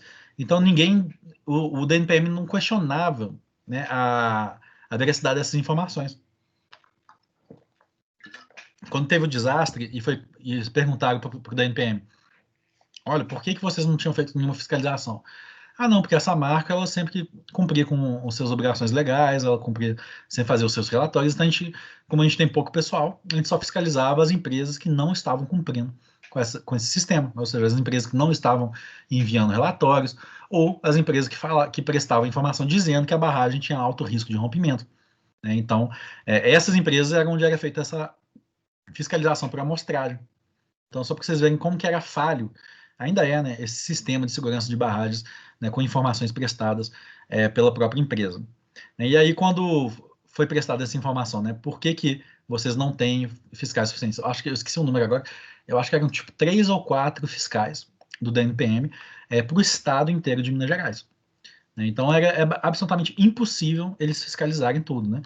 E aí, uma das justificativas que é feita para esse sistema de auto-informação é dizendo, olha, isso daí é obrigação da empresa, não é obrigação do Estado, né? Por quê? Porque é altamente custoso fazer esse monitoramento de barragem, né? Tem uma coisa que tem que ser feita diariamente, todos os dias tem que ser feito um monitoramento, né? Tem que colocar equipamentos lá para monitorar, tem que fazer relatórios quinzenais, né? E o custo alto disso, né? Entendeu-se então que tem que ser um custo do empreendimento. Agora, o fato de ser um empreendimento que tem que arcar com esses custos, né? Para mim, pelo menos, é totalmente diferente da gente entender que é um empreendimento que vai fazer essa fiscalização. Né? Por quê? Poderia ter uma série de outros critérios, né, mediante os quais outras empresas poderiam fazer essa fiscalização. Por exemplo, ok, o empreendimento paga, né, já que os custos da atividade de exploração econômica são deles. Mas quem diz que são eles mesmos que vão fazer esse monitoramento e fazer essa alimentação de informações no sistema? Poderia ser, por exemplo, uma empresa de auditoria externa, né, o que não era feito, né, no sistema anterior. Né? Então, isso traz um pouco o motivo aí do rompimento dessas barragens, né? Porque simplesmente o sistema não era confiável, né? Esse sistema é um sistema que existia pro forma e não tem como a gente confiar nas informações que são prestadas por ele, né? Como evidenciado pelo próprio rompimento da barragem de Samarco, né? O rompimento da barragem de Samarco trouxe para a gente justamente esse reconhecimento de que o sistema estadual de segurança de barragem de Minas Gerais, né, não funcionava porque não tinha como funcionar. Ele foi feito para não funcionar. Ele foi feito para que as empresas controlassem esse sistema, né, elas mesmas prestassem informações, né, e que essas informações fossem fiscalizadas por um sistema que não tinha profissional o suficiente para fiscalizar. Então, eu vi uma entrevista, né, do diretor do DNPM na época, né, e aí ele falou o seguinte, né, olha, nós temos pouquíssimos funcionários, o último concurso público que foi feito somente em 2010, né, muitos dos funcionários já aposentaram, os fiscais já aposentaram, né, e os que não aposentaram, 40% deles estão com previsão de aposentar em breve. Então ele falou, não temos recursos humanos para isso. E aí um dado, né, dentro desse sistema aí que foi criado, né, pela lei estadual, né, o Cadastro Nacional de Barragens, né, a gente tinha uma existência de 602 barragens no país. né, em 2014, um ano antes do rompimento. Né, mas nesse ano, um ano antes do rompimento, somente 141 delas tinham sido fiscalizadas. Né, então aí dava menos de 25%, né, menos de um quarto delas foram fiscalizadas. Ou seja, passou um ano inteiro, né, e não foi nenhum fiscal lá na empresa, né, olhar se as informações que ela estava prestando eram verdadeiras ou não. Né, e um exemplo disso é a própria barragem de Fundão, né, na qual não havia sido feita nenhuma fiscalização. Nessa entrevista desse diretor da NPM, também respondendo a isso, por que não foi feita nenhuma fiscalização, ele falava, olha, a Samarco não era uma empresa que nos preocupava. Né, por quê? Porque ela sempre entregou seus relatórios, cumpria com os requisitos que a gente pedia, né, tinha certidões ambientais adequadas, né, ISO 14001, ou seja, ela é considerada uma empresa confiável nessa marca. Então, da NPM falou, não, com essa marca a gente não precisa preocupar, né, vamos fiscalizar as outras, né, aquelas que estão sendo classificadas como alto risco, aquelas que estão sendo classificadas aí, aquelas que estão entregando os relatórios atrasados, né, então essa marca não era fiscalizada. Interessante também diferenciar, tá, gente, a diferença nesse sistema, né, se vocês lerem a portaria vocês vão ver isso, que existe duas classificações diferentes, né, a classificação de barragem como de baixo risco ou de alto risco, né, e a barragem como alto potencial de dano, né, ou baixo potencial de dano. Então, a barragem de Samarco, a barragem de Fundão, ela é classificada como alto potencial de dano, né, porque os impactos ambientais no eventual rompimento eram altíssimos, né, mas ela é classificada como de baixo risco, né. Então, são dois critérios diferentes lá no sistema, né. Era um baixo risco de rompimento, né, mas com alto potencial de dano, caso esse rompimento ocorresse. E é justamente por isso que os fiscais não iam lá fiscalizar, né, essa barragem. Algumas perguntas, gente. Vamos ver. Vocês não falaram nada até agora. O que vocês acham que poderia ser feito para impedir que isso ocorresse? Sabendo, então, que as próprias informações desse sistema são prestadas pela própria empresa. Vocês têm alguma sugestão, alguma ideia de coisas que poderiam ser feitas para impedir que essas barragens rompessem novamente? Vocês como juristas, né? O que vocês falariam? Oi, Pedro, boa tarde. Ei, Maria Cecília, tudo bem? Tudo bom? A primeira coisa aí que você já sugeriu, acho que seria impor uma auditoria externa, né? As próprias empresas terem que pagar para uma outra empresa independente fazer essa fiscalização. Seria uma primeira ideia aí. Vou pensar em outras aqui enquanto pessoal. Tese de mestrado aí, Maria Cecília. Como resolver o problema de segurança de barragem de Minas Gerais? Que tal? Ainda estou na graduação, né? Mas pode ser. Inclusive o mestrado na Doelder, né, gente? A gente tem um mestrado em Direito Ambiental. Não sei se você sabe, gente, a Doelder, eu fiquei até um pouco com medo de dar esse curso aqui, porque para não criar indisposição com os professores de lá, porque na Doelder a gente tem o José Aderso, né, que é o procurador do Ministério Público Federal que atua no caso do SAMAR, do MPF. A gente tem Marcelo Koch, que é o procurador da Advocacia Geral da União, ele é procurador do IBAMA, é procurador federal, né? E ele atua tanto no caso Samar quanto no caso de Brumadinho, né? Então ele é o procurador responsável.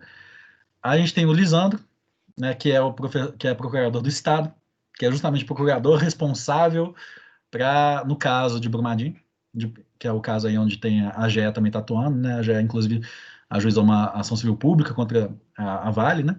Ele é o procurador. Então a gente tem esses três professores, além de advogados, aí, como o professor Romeu, né? Que tem esse livro muito famoso dele, muito usado em concurso público, inclusive, né? De direito ambiental, livros sobre direito minerário, muitos artigos, né? Então a gente tem gente de todas as áreas aí, com professores que estão atuando diretamente nesse caso, né? E tem eu que trabalho numa assessoria técnica, né? Independente, né? Mas que comparado com eles, eles têm uma atuação muito maior do que eu, né? E eu fiquei pensando, nossa, se eu propor um curso de direito dos desastres, será que eles vão achar ruim, né? Porque, eventualmente, muito disso do que a gente está conversando aqui envolve o trabalho deles, né? Envolve o trabalho do MPF, da GE e da AGU, né? Então, mas, de qualquer forma, é uma coisa para vocês pensarem também que é uma oportunidade também. Se vocês quiserem fazer um TCC sobre esse tema, um trabalho de conclusão de curso, vocês podem convidar eles para orientar, para participar de banca, vocês podem conversar com eles, né? Inclusive o mestrado e o doutorado da Doelder em Direito Ambiental, né? E você pode também se orientando deles, né? Também poderia, você pode conversar com eles aí, se vocês quiserem pesquisar sobre esses temas que a gente está debatendo. Quer falar mais, Cecília? Pode comentar. Eu queria complementar essa questão da auditoria externa. A gente viu que naquela crise de 2008, 2009, né, muitas auditorias externas davam boas notas. Então, na verdade, não pode ter um contato direto da empresa com o auditor externo. O ideal seria a empresa pagar uma grana para o governo ter um fundo de contratação da auditoria externa e o próprio governo contratar, né, para evitar esse contato que é bem corruptível aí entre as empresas, né? Porque acontece, tanto que a TÜV-SÜD, né, que é aquela empresa alemã, no caso de Brumadinho, está sendo processada também, que é a empresa que atestou, né, a segurança da barragem. Porque a gente sabe muito bem o que ocorre, né, gente? A TÜV-SÜD está sendo processada tanto civilmente quanto criminalmente. Foi aberto um processo penal contra a própria empresa e contra os diretores dela.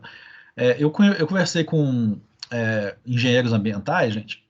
Eu conversei com um engenheiro uma vez, que era o responsável de fazer. Ele foi contratado pela Vale, ele tinha vínculo direto com a Vale, funcionário da Vale, e ele era responsável por fazer uma análise de segurança da barragem lá de Congonhas, que é aquela Morro de Pedra, que chama? Ponte de Pedra, esqueci o nome agora. Muro de Pedra, enfim, não sei. Alguma coisa de pedra. É uma barragem que está tipo, em cima de um bairro de Congonhas. Se romper, milhares de pessoas vão morrer. Porque está assim, dentro da cidade, praticamente.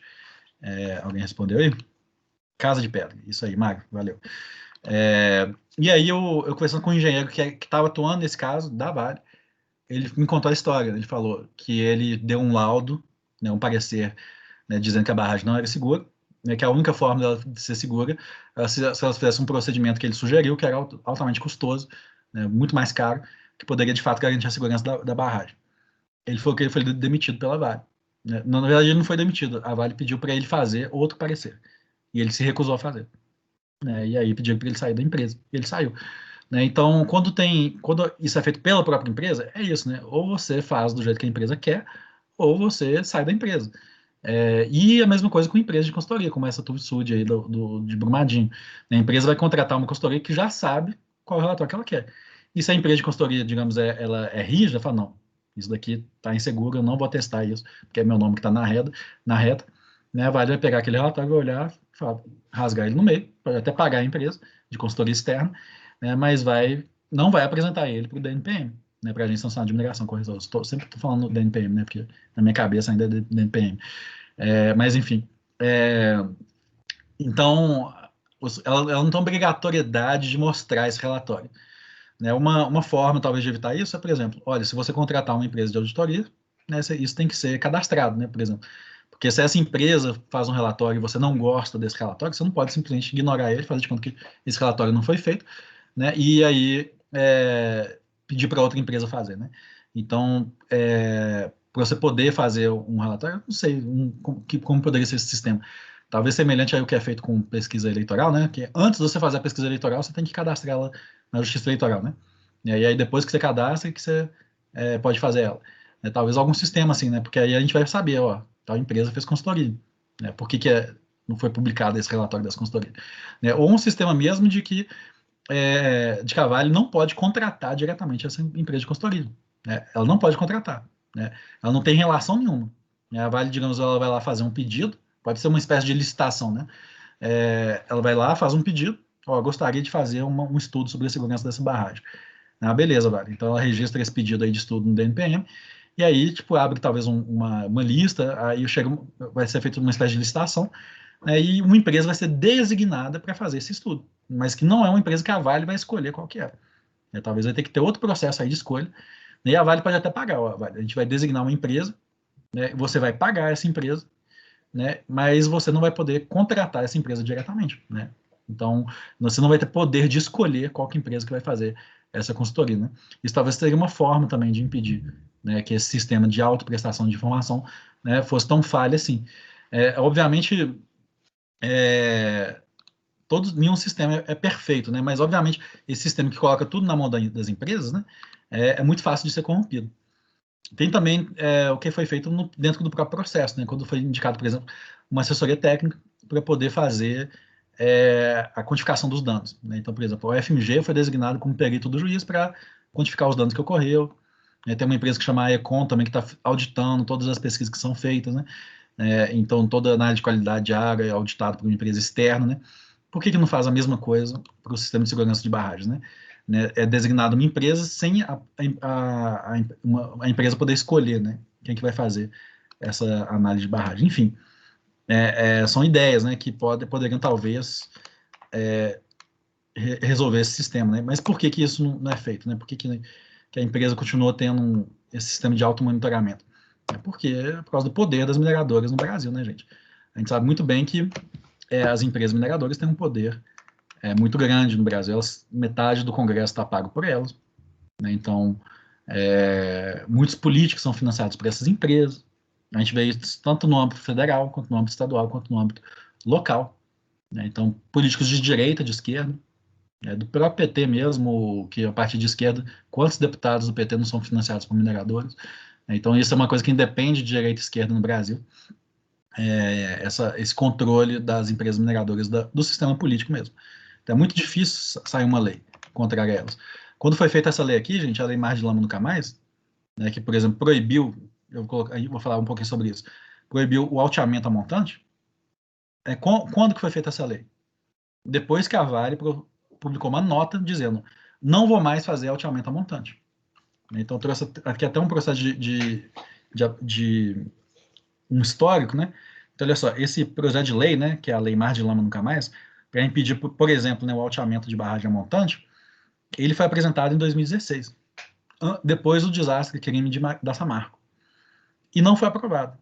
Né? Por quê? Porque a Vale tinha a Assembleia Legislativa na sua mão. Né? Muitos deputados financiados por ela. Aí acontece, tem outro desastre, né, 2019.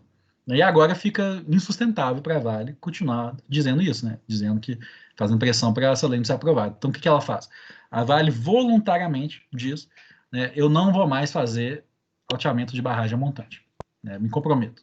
Né? Aí o que acontece? Depois disso, os deputados aprovam a lei, mas de lá nunca mais. É uma vergonha isso, né? É justamente uma evidência de como que o sistema político está controlado pelos mineradores, porque a gente só faz uma lei contrária ao interesse das mineradoras depois que elas mesmas voluntariamente se comprometem com aquilo que elas ficariam vinculadas por essa lei, né? Porque antes disso, né, a empresa não faz, né? Mas eu vou falar isso daqui a pouquinho, só citar também uma questão, né, gente? Essa portaria do DNPM, né, dentre as medidas de segurança que ela estabelece, né, uma coisa importante que a gente tem que saber o conceito também é o que a gente chama de zona de autossalvamento, né? O que é essa zona de autossalvamento? Eu gosto de chamar essa zona de autossalvamento de zona de salve-se quem puder. Né? Por quê? Ela é classificada dentro da portaria do DNPM como a base de alagamento caso a barragem romper, né? Ou seja, para onde a lama vai passar, onde a lama vai chegar. Então, por exemplo, lá em Macacos, né, tem aquela barragem lá que se romper, né, metade de Macacos lá fica embaixo de lama, né, zona de autossalvamento. O Córrego do Feijão, né, era uma zona de autossalvamento. Né, a questão por exemplo, do que a gente trouxe lá, a comunidade Bento Rodrigues, né, era uma zona de autossalvamento, né, com base nessa portaria. E o que é importante da gente saber dessa zona de autossalvamento? É muito importante, né, quando a gente for estudar o licenciamento e o sistema de segurança de barragens, a gente saber se existem comunidades nessa zona de autossalvamento. Essa é uma coisa muito importante para ser analisada. A gente tem que saber o que engloba a zona de autossalvamento, né, e se existem comunidades humanas ali. Por quê? A própria lei, né, que foi aprovada aqui em Minas, né, que é a Lei Mar de Lama Nunca Mais, ela prevê a proibição de alteamento de barragem, né, quando existe comunidades na zona de autossalvamento. Então a gente vai ver isso mais para frente, o que é uma zona de autossalvamento, mas para saber exatamente o que fazer. Né? Mas assim, por que eu chamo de zona de salve-se quem puder? Porque olha o caso de Brumadinho, né? Então 270 pessoas morreram. Né? Existe possibilidade de salvamento, né, dos funcionários da Vale? Eles construíram um refeitório embaixo da barragem, gente. Aí a barragem rompe meio-dia, na hora do almoço, né, e mata 270 pessoas. Então, eu acho meio... como é que se diz? Eu acho como se fosse uma piada de mau gosto, né? Tipo, é uma coisa meio irônica, né? Falar de autossalvamento. Então, você tem que salvar a si mesmo, né? Mas você não vai se salvar, porque não tem tempo de você se salvar a tempo antes da lama chegar, né? Então, na verdade, essas zonas de autossalvamento é uma zona de salve quem puder, porque é uma zona onde você possivelmente não vai ter como se salvar, né? Na verdade, onde a empresa não tem nada que a empresa vai poder fazer para te salvar, né? Então, é muito importante esse conceito de zona de alto salvamento para a gente poder saber sobre a questão da proibição, inclusive, de alteamento que foi feito pela nova lei. Além eu vou aprofundar mais nisso na próxima aula, tá, gente? Não vai dar tempo de falar disso hoje, né? Na verdade, não dá tempo. Eu poderia dar um curso inteiro, de um semestre inteiro, só sobre esse tema, porque é tanta coisa para falar que não tem tempo suficiente, né? E que se eu ficar falando detalhes demais também, se eu ficar entrando nos critérios específicos da portaria, eu acho que todo mundo aqui vai dormir, né?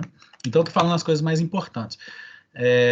Mas é bom a gente saber que, além da Política Nacional de Segurança de Barragens, né, que, como a gente já viu, né, existe por essa lei federal aqui, né, por esse Sistema Nacional de Informações, né, pelo DNPM, atual ANM, pelas portarias do DNPM, né, além, então, dessa Política Nacional de Segurança de Barragens, a gente vai ter uma política estadual de segurança de barragens. Essa Política Estadual de Segurança de Barragens, né, ela era definida pela Lei Estadual número 15.056 de 2004, é uma lei da Assembleia Legislativa de Minas Gerais. Então, essa lei aqui tem uma série de problemas, né, que existiam nessa lei estadual, né, é uma legislação extremamente frouxa, né, em questão de segurança de barragens. Não é à toa que ela permitiu que esse sistema estadual fosse extremamente flexível e permitisse que as empresas basicamente fizessem o que elas quisessem, né?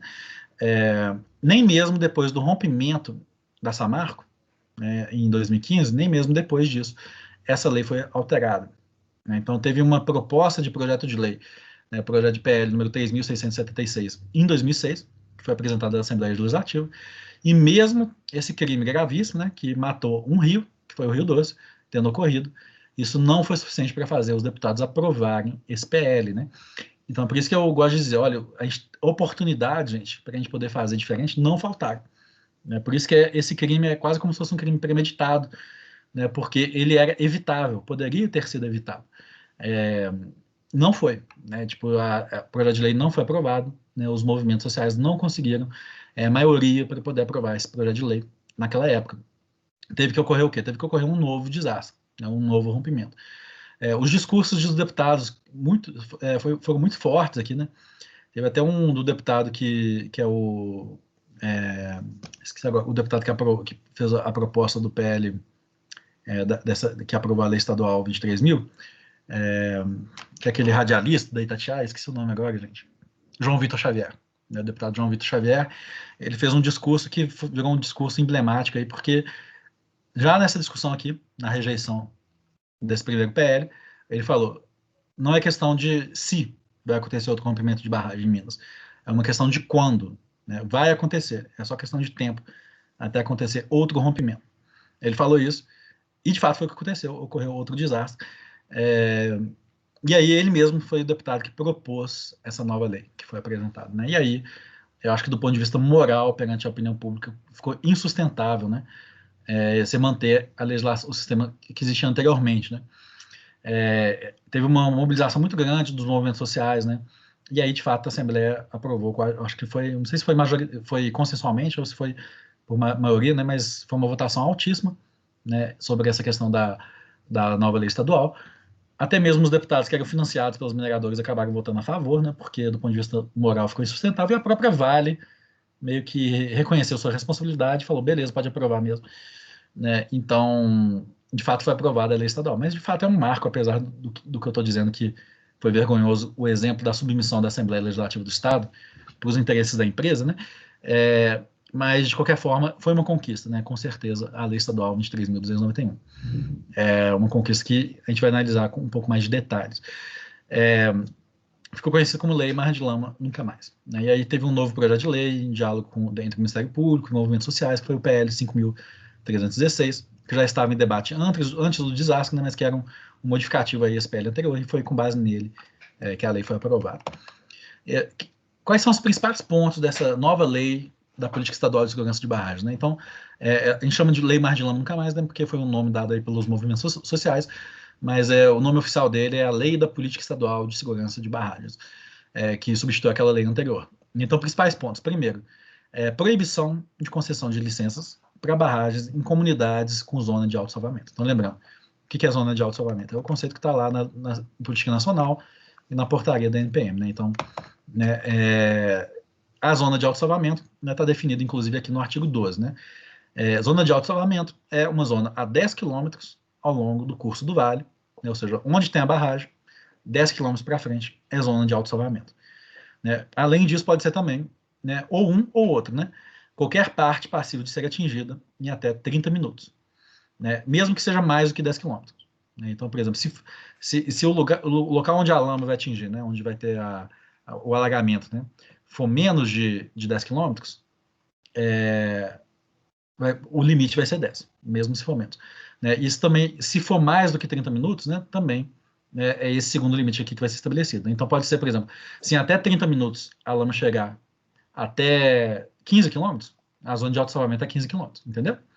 Né? Agora, se até 30 minutos a lama chegar a 5 quilômetros, né, menos de que isso, vai ser 10. Então, isso aqui é o mínimo que vai ser, ou no mínimo 10 quilômetros, ou no mínimo 30 minutos da parte atingida. Né?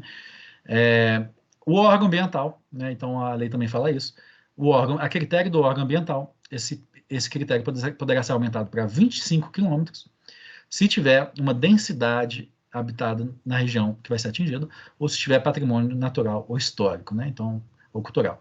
Então pode ser questão aí, por exemplo, de reservas arqueológicas, enfim, pode ter uma série de elementos aí importantes que aí o órgão, por decisão do órgão ambiental, pode ser aumentado até 25 quilômetros. Trazer isso daqui na lei para a gente ver. Então fica aí.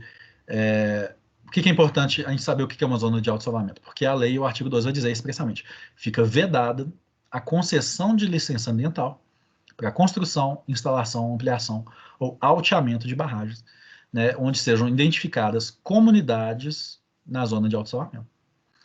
Uma coisa importante aqui, gente, a nova lei, ela não define desativação. Ela não fala que essas barragens com comunidades na zona de alto salvamento, né, devem ser desativadas, né? Então, essa barragem aí que eu falei de Congonhas, né? Vou colar aqui de novo, porque eu esqueci de novo aí, né, Tomás? Né, a barragem de Congonhas, Casa de Pedra, também ela vai se enquadrar nesse conceito. Ela não precisa ser desativada, então. Ela tem comunidade na zona de alto salvamento? Tem, mas ela não precisa ser desativada.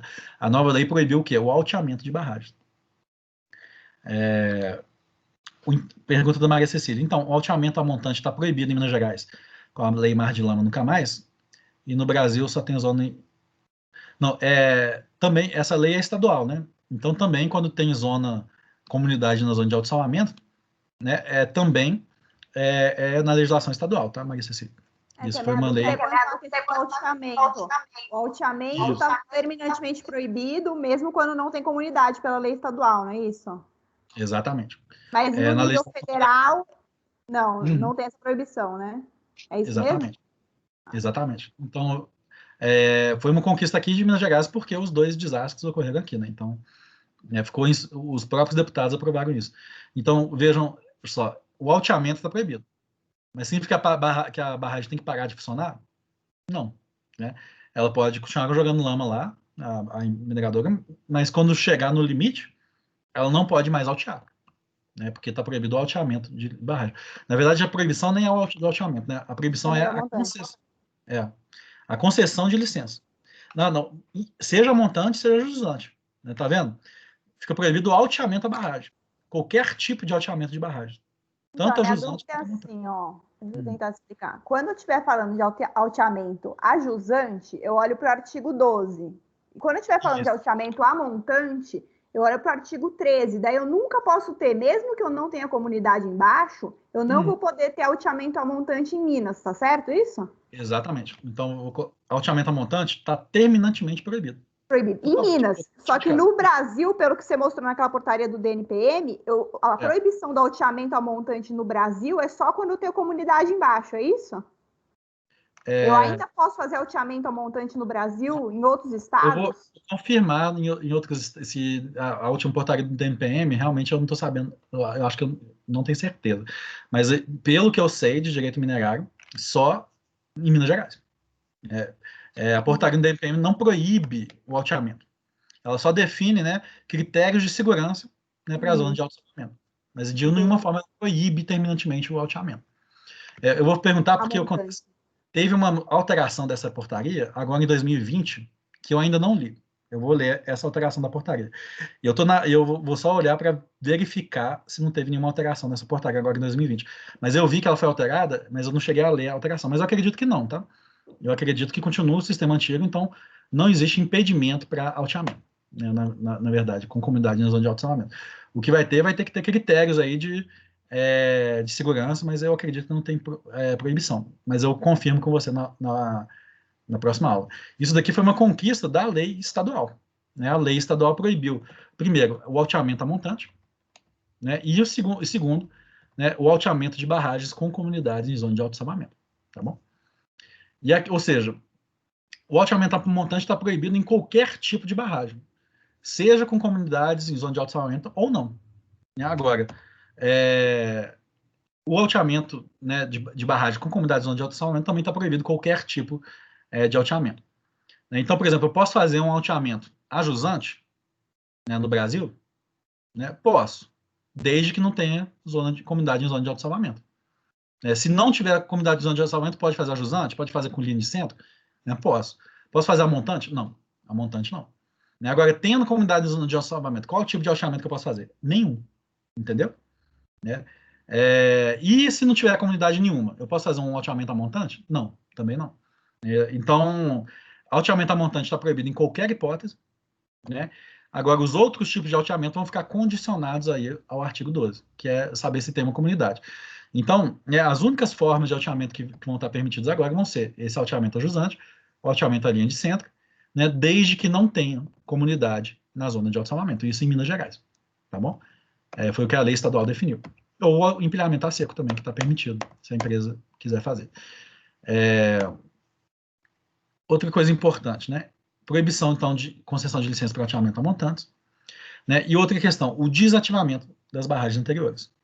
Né? Então, com base no artigo 12, né?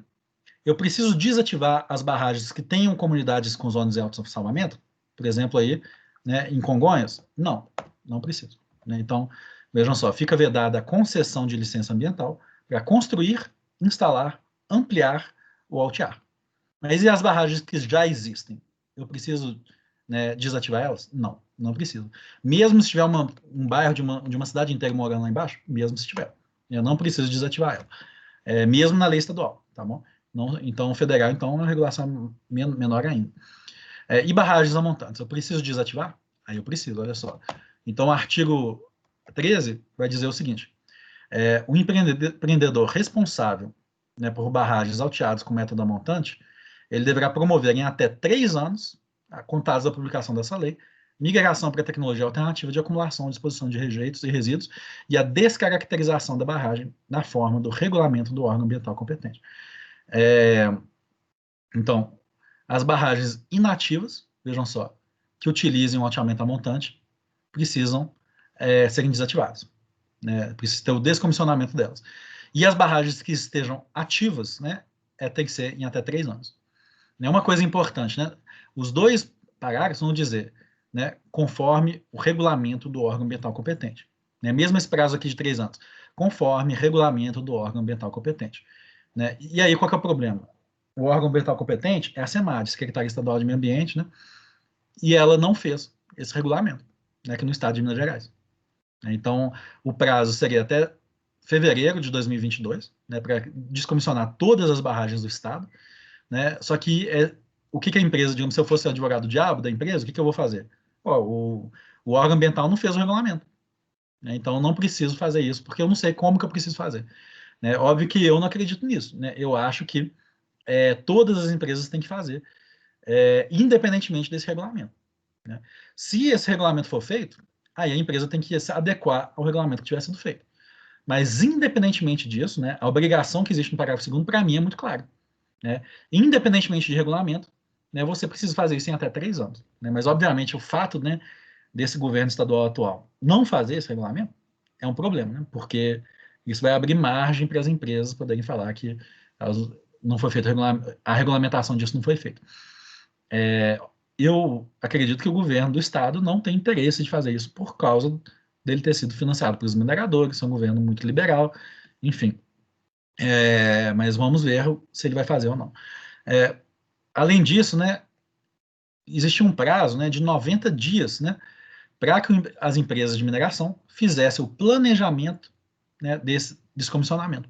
Então, olha só, esse prazo do parágrafo 2º e do parágrafo 2º e 1º, quer dizer, até 90 dias vocês precisam fazer, né, um cronograma contendo o planejamento para a execução das obrigações previstas. Ou seja, essa obrigação de desativar as barragens que estão inativas, quer dizer, de fazer o descomissionamento das barragens inativas, né, ou em até 3 anos, fazer o descomissionamento das ativas, né, você tinha até 24 de julho do ano passado, 2019, para fazer nesse plano. As empresas fizeram? Não. Né? Por quê? Porque não foi feito o regulamento. Então, o que acontece? Esse prazo que já está esgotado, né, que era um prazo de 90 dias, né, para poder fazer o plano de descomissionamento das barragens a montante, as empresas não estão cumprindo, né, justamente porque o órgão ambiental não fez esse regulamento que deveria ter feito. Eu entendo que isso é irrelevante. Na minha opinião, né, uma coisa é a obrigação do órgão ambiental de fazer o regulamento, outra coisa é a obrigação da empresa, que é uma obrigação que já está prevista na lei, de apresentar o plano. Então, você tem que apresentar um plano. Né? Agora, se esse plano está de acordo com o que o órgão ambiental quer ou não, é independente. A obrigação da empresa de apresentar o plano de descomissionamento é independente da obrigação, né, do órgão ambiental de fazer o regulamento.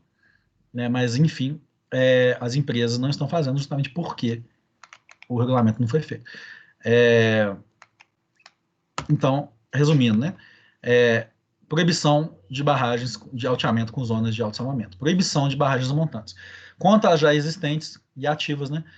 As comunidades de auto-salvamento não precisam ser desativadas. Já as barragens a montante, sim, elas precisam, né? Outra coisa importante, gente, o artigo 25 da lei vai dizer, né, ele vai abrir um prazo aí para as empresas, né, para as barragens que não se adequam à nova lei, né, para elas fazerem o que a gente chama de licenciamento corretivo. Né? O que é o licenciamento corretivo? É uma adequação do procedimento de licenciamento ambiental para se adequar a esses requisitos aqui da lei. São diversos requisitos, eu vou trazer mais na próxima aula. Mas dos diversos requisitos da lei, né, as empresas podem já ter o licenciamento. Mas olha só, a licença ambiental, gente, ela não gera direito adquirido, não é um ato jurídico perfeito absoluto, não, né? Elas precisam ser corrigidas se vem uma nova lei que deve ser feita. E o artigo 25 é justamente isso, dá a possibilidade das empresas fazerem o licenciamento corretivo. Né? Mas uma coisa muito importante, esse licenciamento corretivo só pode ser feito para as empresas cujo licenciamento é permitido. Né? Então, por exemplo, eu posso fazer um licenciamento corretivo, né, para uma barragem que tem licenciamento, comunidade em zona de autossalvamento, né, para eu poder fazer um alteamento dessa barragem. O que vocês acham? Pergunta, muito, muito importante essa pergunta, gente.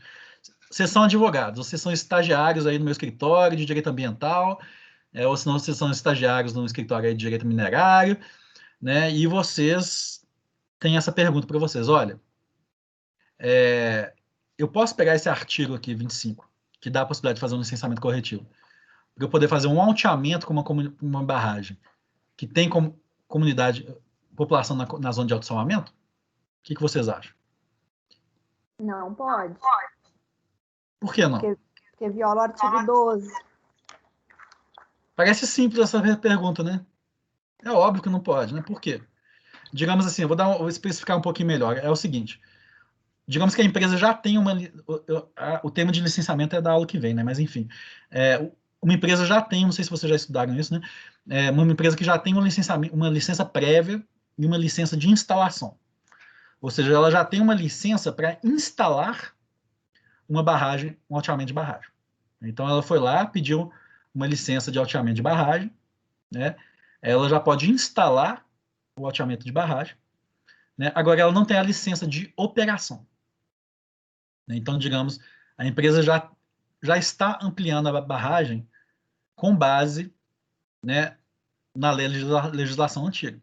Já foi autorizado a ela instalar e ampliar um alteamento de barragem, um alteamento a montante, né, como um lugar onde tem comunidade em zona de autossalvamento, digamos assim. Ela já tem a licença de instalação. Né?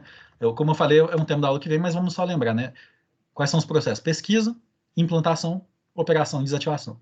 Então, ela já teve a licença para pesquisar, ela já teve a licença para implantar, falta a licença para operar. Né? Então, ela já teve a licença prévia para o alteamento da barragem, ela já teve a licença de instalação da barragem, né? Mas agora ela quer a licença de operação. O que vocês acham? Aí eu acho que a lei foi um pouco falha, porque está faltando falar da operação, né? Uhum. Aí, o que acontece? Este daqui foi o problema desse caso aqui. Então, olha só. Eu tinha trazido essa imagem aqui, tá vendo? O caso de Conceição do Mato Dentro. Ampliação da mina do Sapo da Anglo-América. Esse alteamento, tá vendo? Isso aqui é a proposta de ampliação da mina do Sapo. Em amarelo, gente, é a proposta de alteamento da barragem.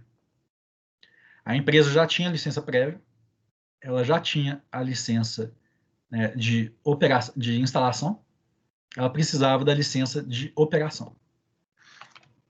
Aí o que aconteceu? Ela pediu uma licença de operação, né? E aí a Advocacia Geral do Estado fez uma nota jurídica. Eu coloquei aqui, nota jurídica número 5.373, né, em 6 de dezembro de 2019, né, no âmbito do processo número tal. Né?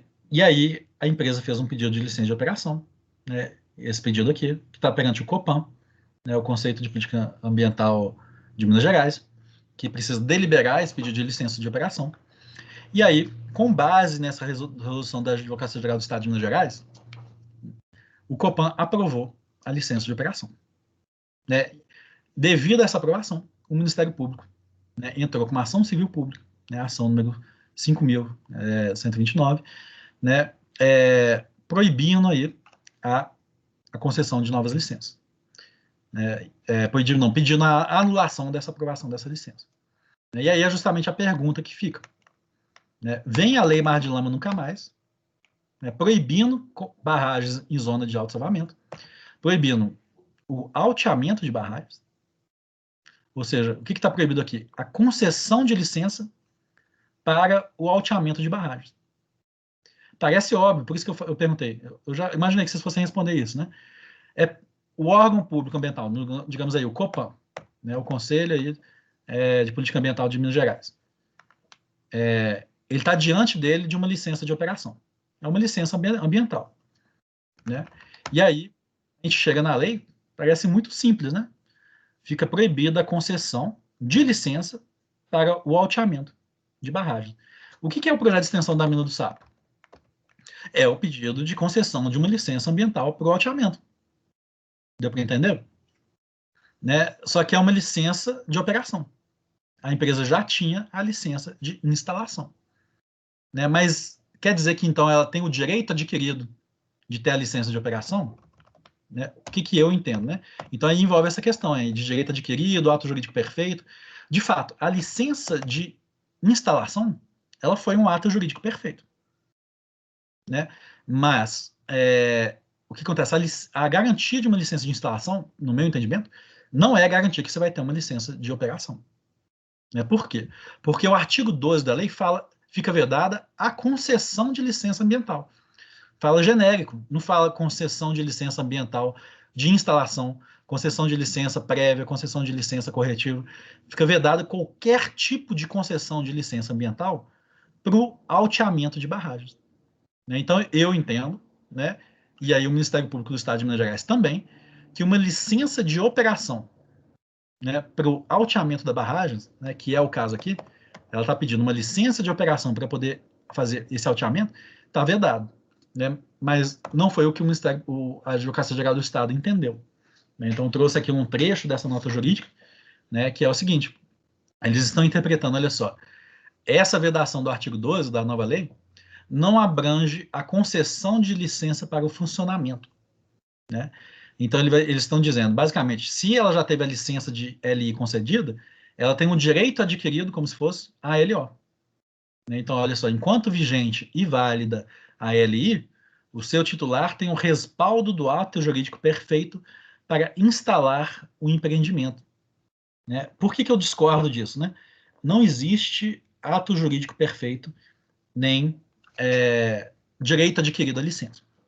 A licença ambiental, gente, isso é uma coisa que a gente vai ver no próximo encontro, ela pode ser revogada a qualquer momento, né? É outro sistema jurídico, não existe ato de direito adquirido, né? Mas não é isso que a Advocacia Geral do Estado está entendendo, né? Então, a lei não determina a obrigação de anular os atos autorizativos emitidos à luz do regime anterior. Não, de fato, né? Em nenhum momento a nova lei vai proibir, né, determinar a anulação da licença de instalação. Essa licença de instalação dessa barragem montante, dessa barragem, né, da Anglo-América, ela é uma licença válida, porque ela foi concedida, né, dentro de um regime no qual aquilo era permitido. Mas agora, no novo regime da lei Mar de Lama Nunca Mais, aquele tipo de barragem está proibido, né, e o alteamento daquele tipo de barragem também está proibido, né. Então, essa nova licença que vai ser concedida, que é a licença de operação, eu entendo que não pode ser concedido. Para mim, é uma coisa meio que absurda, né, ser feita uma lei para proibir um tipo de barragem, né, o alteamento dessas barragens com comunidades em zona de autossalvamento, e aí, né, a Advocacia Geral do Estado falar que a empresa tem direito adquirido. Não. Ela tinha direito na lei anterior. Na nova lei, ela não tem mais direito, né?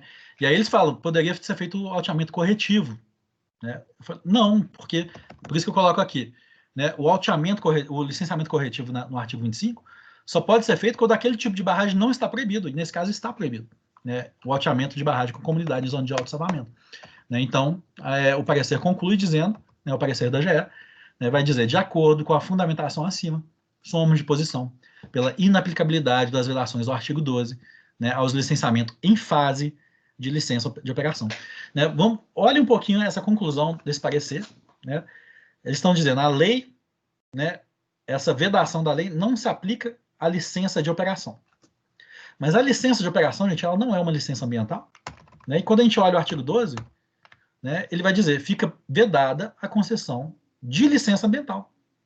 Não fala, fica vedada a concessão de licença prévia, de licença de instalação, né? Mas se tivesse um artigo aqui dizendo, estão excluídas do caput as licenças de operação, ou seja, as empresas que já estão em fase de licença de operação, né? Se eles tivessem excluído a licença de operação, né, daqui, né, ok, eu concordaria com esse entendimento da GE, mas não é isso que a lei fez, né? A lei fala, está vedada a concessão de qualquer tipo de licença ambiental para o alteamento de barragens, né?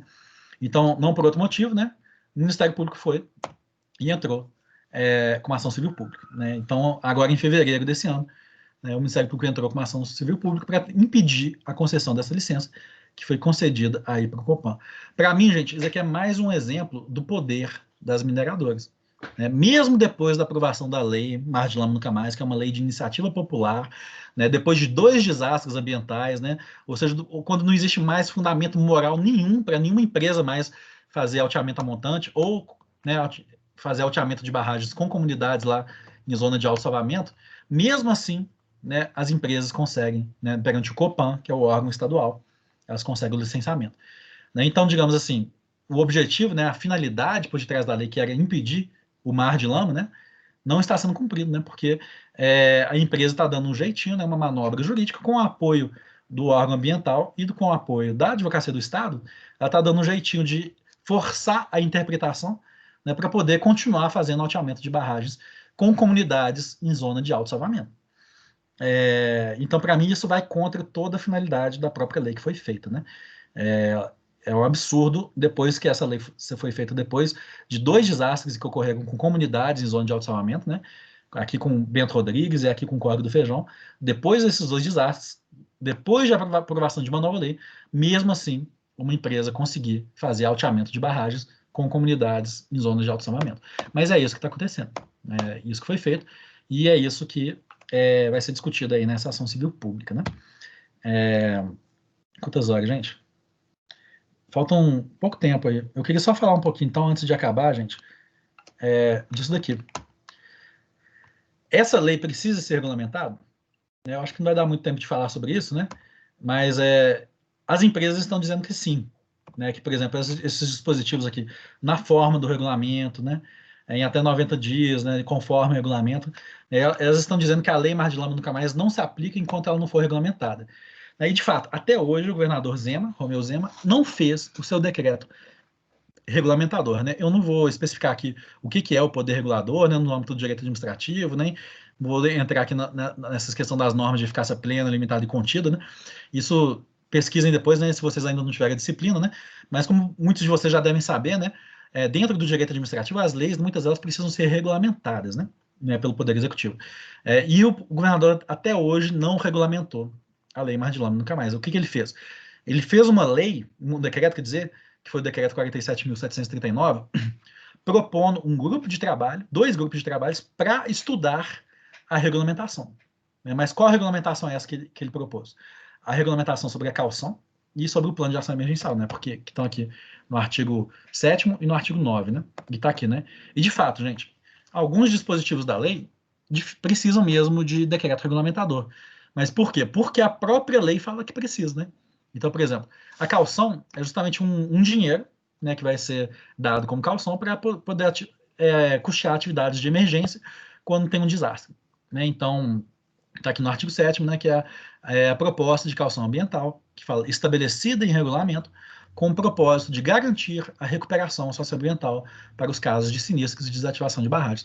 É o que ocorreu em Mariana e o que ocorreu em Brumadinho, né? Então, aqui em Brumadinho, por exemplo, né, logo que teve esse desastre crime de Brumadinho, o Ministério Público, a Advocacia Geral do Estado entrou com uma ação civil pública pedindo 5 bilhões de dinheiro da Vale como calção para as atividades emergenciais. Né? Então, aí o juiz foi e concedeu. Só que o que acontece? A lei Mar de Lama não quer mais que isso seja dado pelo juiz, né? Se o juiz quiser ou se o juiz não quiser. Né? A própria empresa, né, para poder fazer a barragem, ela precisa ter essa caução ambiental. Né? Então vai ser feito um seguro, seja lá o que for, para caso tenha um sinistro, para caso tenha um desastre, né, poder ter essa caução para recuperação socioambiental. E, de fato, o artigo 13 também vai dizer o seguinte, né? Obrigação de promover a descaracterização de resíduos na forma do regulamento, mas aqui não no regulamento do governador, mas no regulamento do órgão competente. Então, aqui é na FEAM ou na Fundação Estadual do Meio Ambiente, ou na verdade na SEMAD, né? A SEMAD vai ter que fazer um regulamento para dizer como que vai ter o descomissionamento de barragens, e esse daqui de cima da caução é o governador, né? O governador tem que fazer um decreto regulamentando isso. Esse decreto, gente, tem que regulamentar também todas as demais questões que precisarem de regulamentação da lei, né? Então ele especifica como que vai ser executado, né? O decreto serve para quê? Serve para que a administração pública possa se adequar à nova lei. Né? E aí o governador, por isso, ele fez uma proposta aí de grupos de estudos, né? Para estudar a caução e estudar o plano de ação emergencial, né? Aí fica a pergunta, gente, enquanto não sai esse decreto regulador, a lei, então, ela não é aplicável? Né? E aí a gente tem que analisar que não, né? Por quê? Né? Dentro da teoria geral do direito, né? Vocês devem saber isso lá de direito constitucional, né? A gente tem normas de eficácia plena, norma de eficácia limitada e contida, né? Basicamente, então, as normas de eficácia plena ou limitada, né? As plenas são as que são autoexecutáveis, né? Que são aplicáveis imediatamente, né? E as limitadas são aquelas que precisam de lei para regulamentar. Mas o que acontece? As normas de eficácia limitada são a exceção. Regra geral, toda lei tem eficácia plena. Né? Agora, né, as leis programáticas, né, as normas que prevêem planos, né, a serem aplicados no futuro, né, as normas de natureza programáticas, né, elas são de eficácia limitada. Né? Por exemplo, nas normas que determinam aí a criação de creches, né, em até tantos anos, né, elas são de normas que a gente chama de normas programáticas, né? Ou quando a própria lei prevê uma limitação, né? Que é o que está aqui, né? A proposta de caução estabelecida em regulamento, ou seja, essa lei daqui, o artigo 7º, a linha B, é uma norma de eficácia limitada, porque a caução ambiental vai ser obrigatória quando tiver o regulamento que determina como que isso vai ser feito, né? Agora, os outros dispositivos, gente, como por exemplo, né, a instalação de barragens, a montante, o alteamento de barragens com comunidades em zona de autossalvamento. Isso, para mim, gente, tem aplicação imediata, tá? Então, para mim, não tem como entrar com esse argumento que muitas mineradoras usam, né? Dizendo, olha só, a gente pode fazer o alteamento de barragem porque a lei ainda não foi regulamentada pelo governador. Lógico, o governador não tem interesse de regulamentar mesmo, não, na minha opinião. Né? Mas, assim, para mim, né, essa lei já está aplicada, já é aplicável imediatamente. Né? Meu entendimento e também o entendimento, então, do Ministério Público. Né? E o plano de ação emergencial nem se fale. né? Porque apesar dele ter sido criado um grupo de trabalho para regulamentar o plano de ação emergencial, ele já está previsto na Lei Federal 12.334, na portaria do DNPM e na lei estadual também, né, do Mar de Lama Nunca Mais, já existe a obrigatoriedade de apresentar esse plano de ação emergencial, que a gente pode analisar um pouquinho sobre ele mais para frente, né? Mas então, né, meu entendimento é de que a lei estadual Mar de Lama Nunca Mais já está plenamente aplicável, tá bom, gente? Gente, essa questão aqui de caso de concessão do mato dentro, né, traz para a gente aí um pouquinho sobre essa questão do licenciamento de barragens, né? Como que se dá o licenciamento de barragens, os órgãos que devem aprovar, né? Então, não sei se você já sabe as diferenças entre as licenças, licença de instalação, operação, né? Papel da FEAM, o papel do COPAN, né? Aqui no estado de Minas Gerais, né? Essa questão de ser um licenciamento estadual, né? Então, né, tendo esse caso aqui paradigma, né, para a gente ver um pouquinho sobre a importância, né, de se entender o licenciamento ambiental, no próximo encontro a gente vai aprofundar nisso daqui.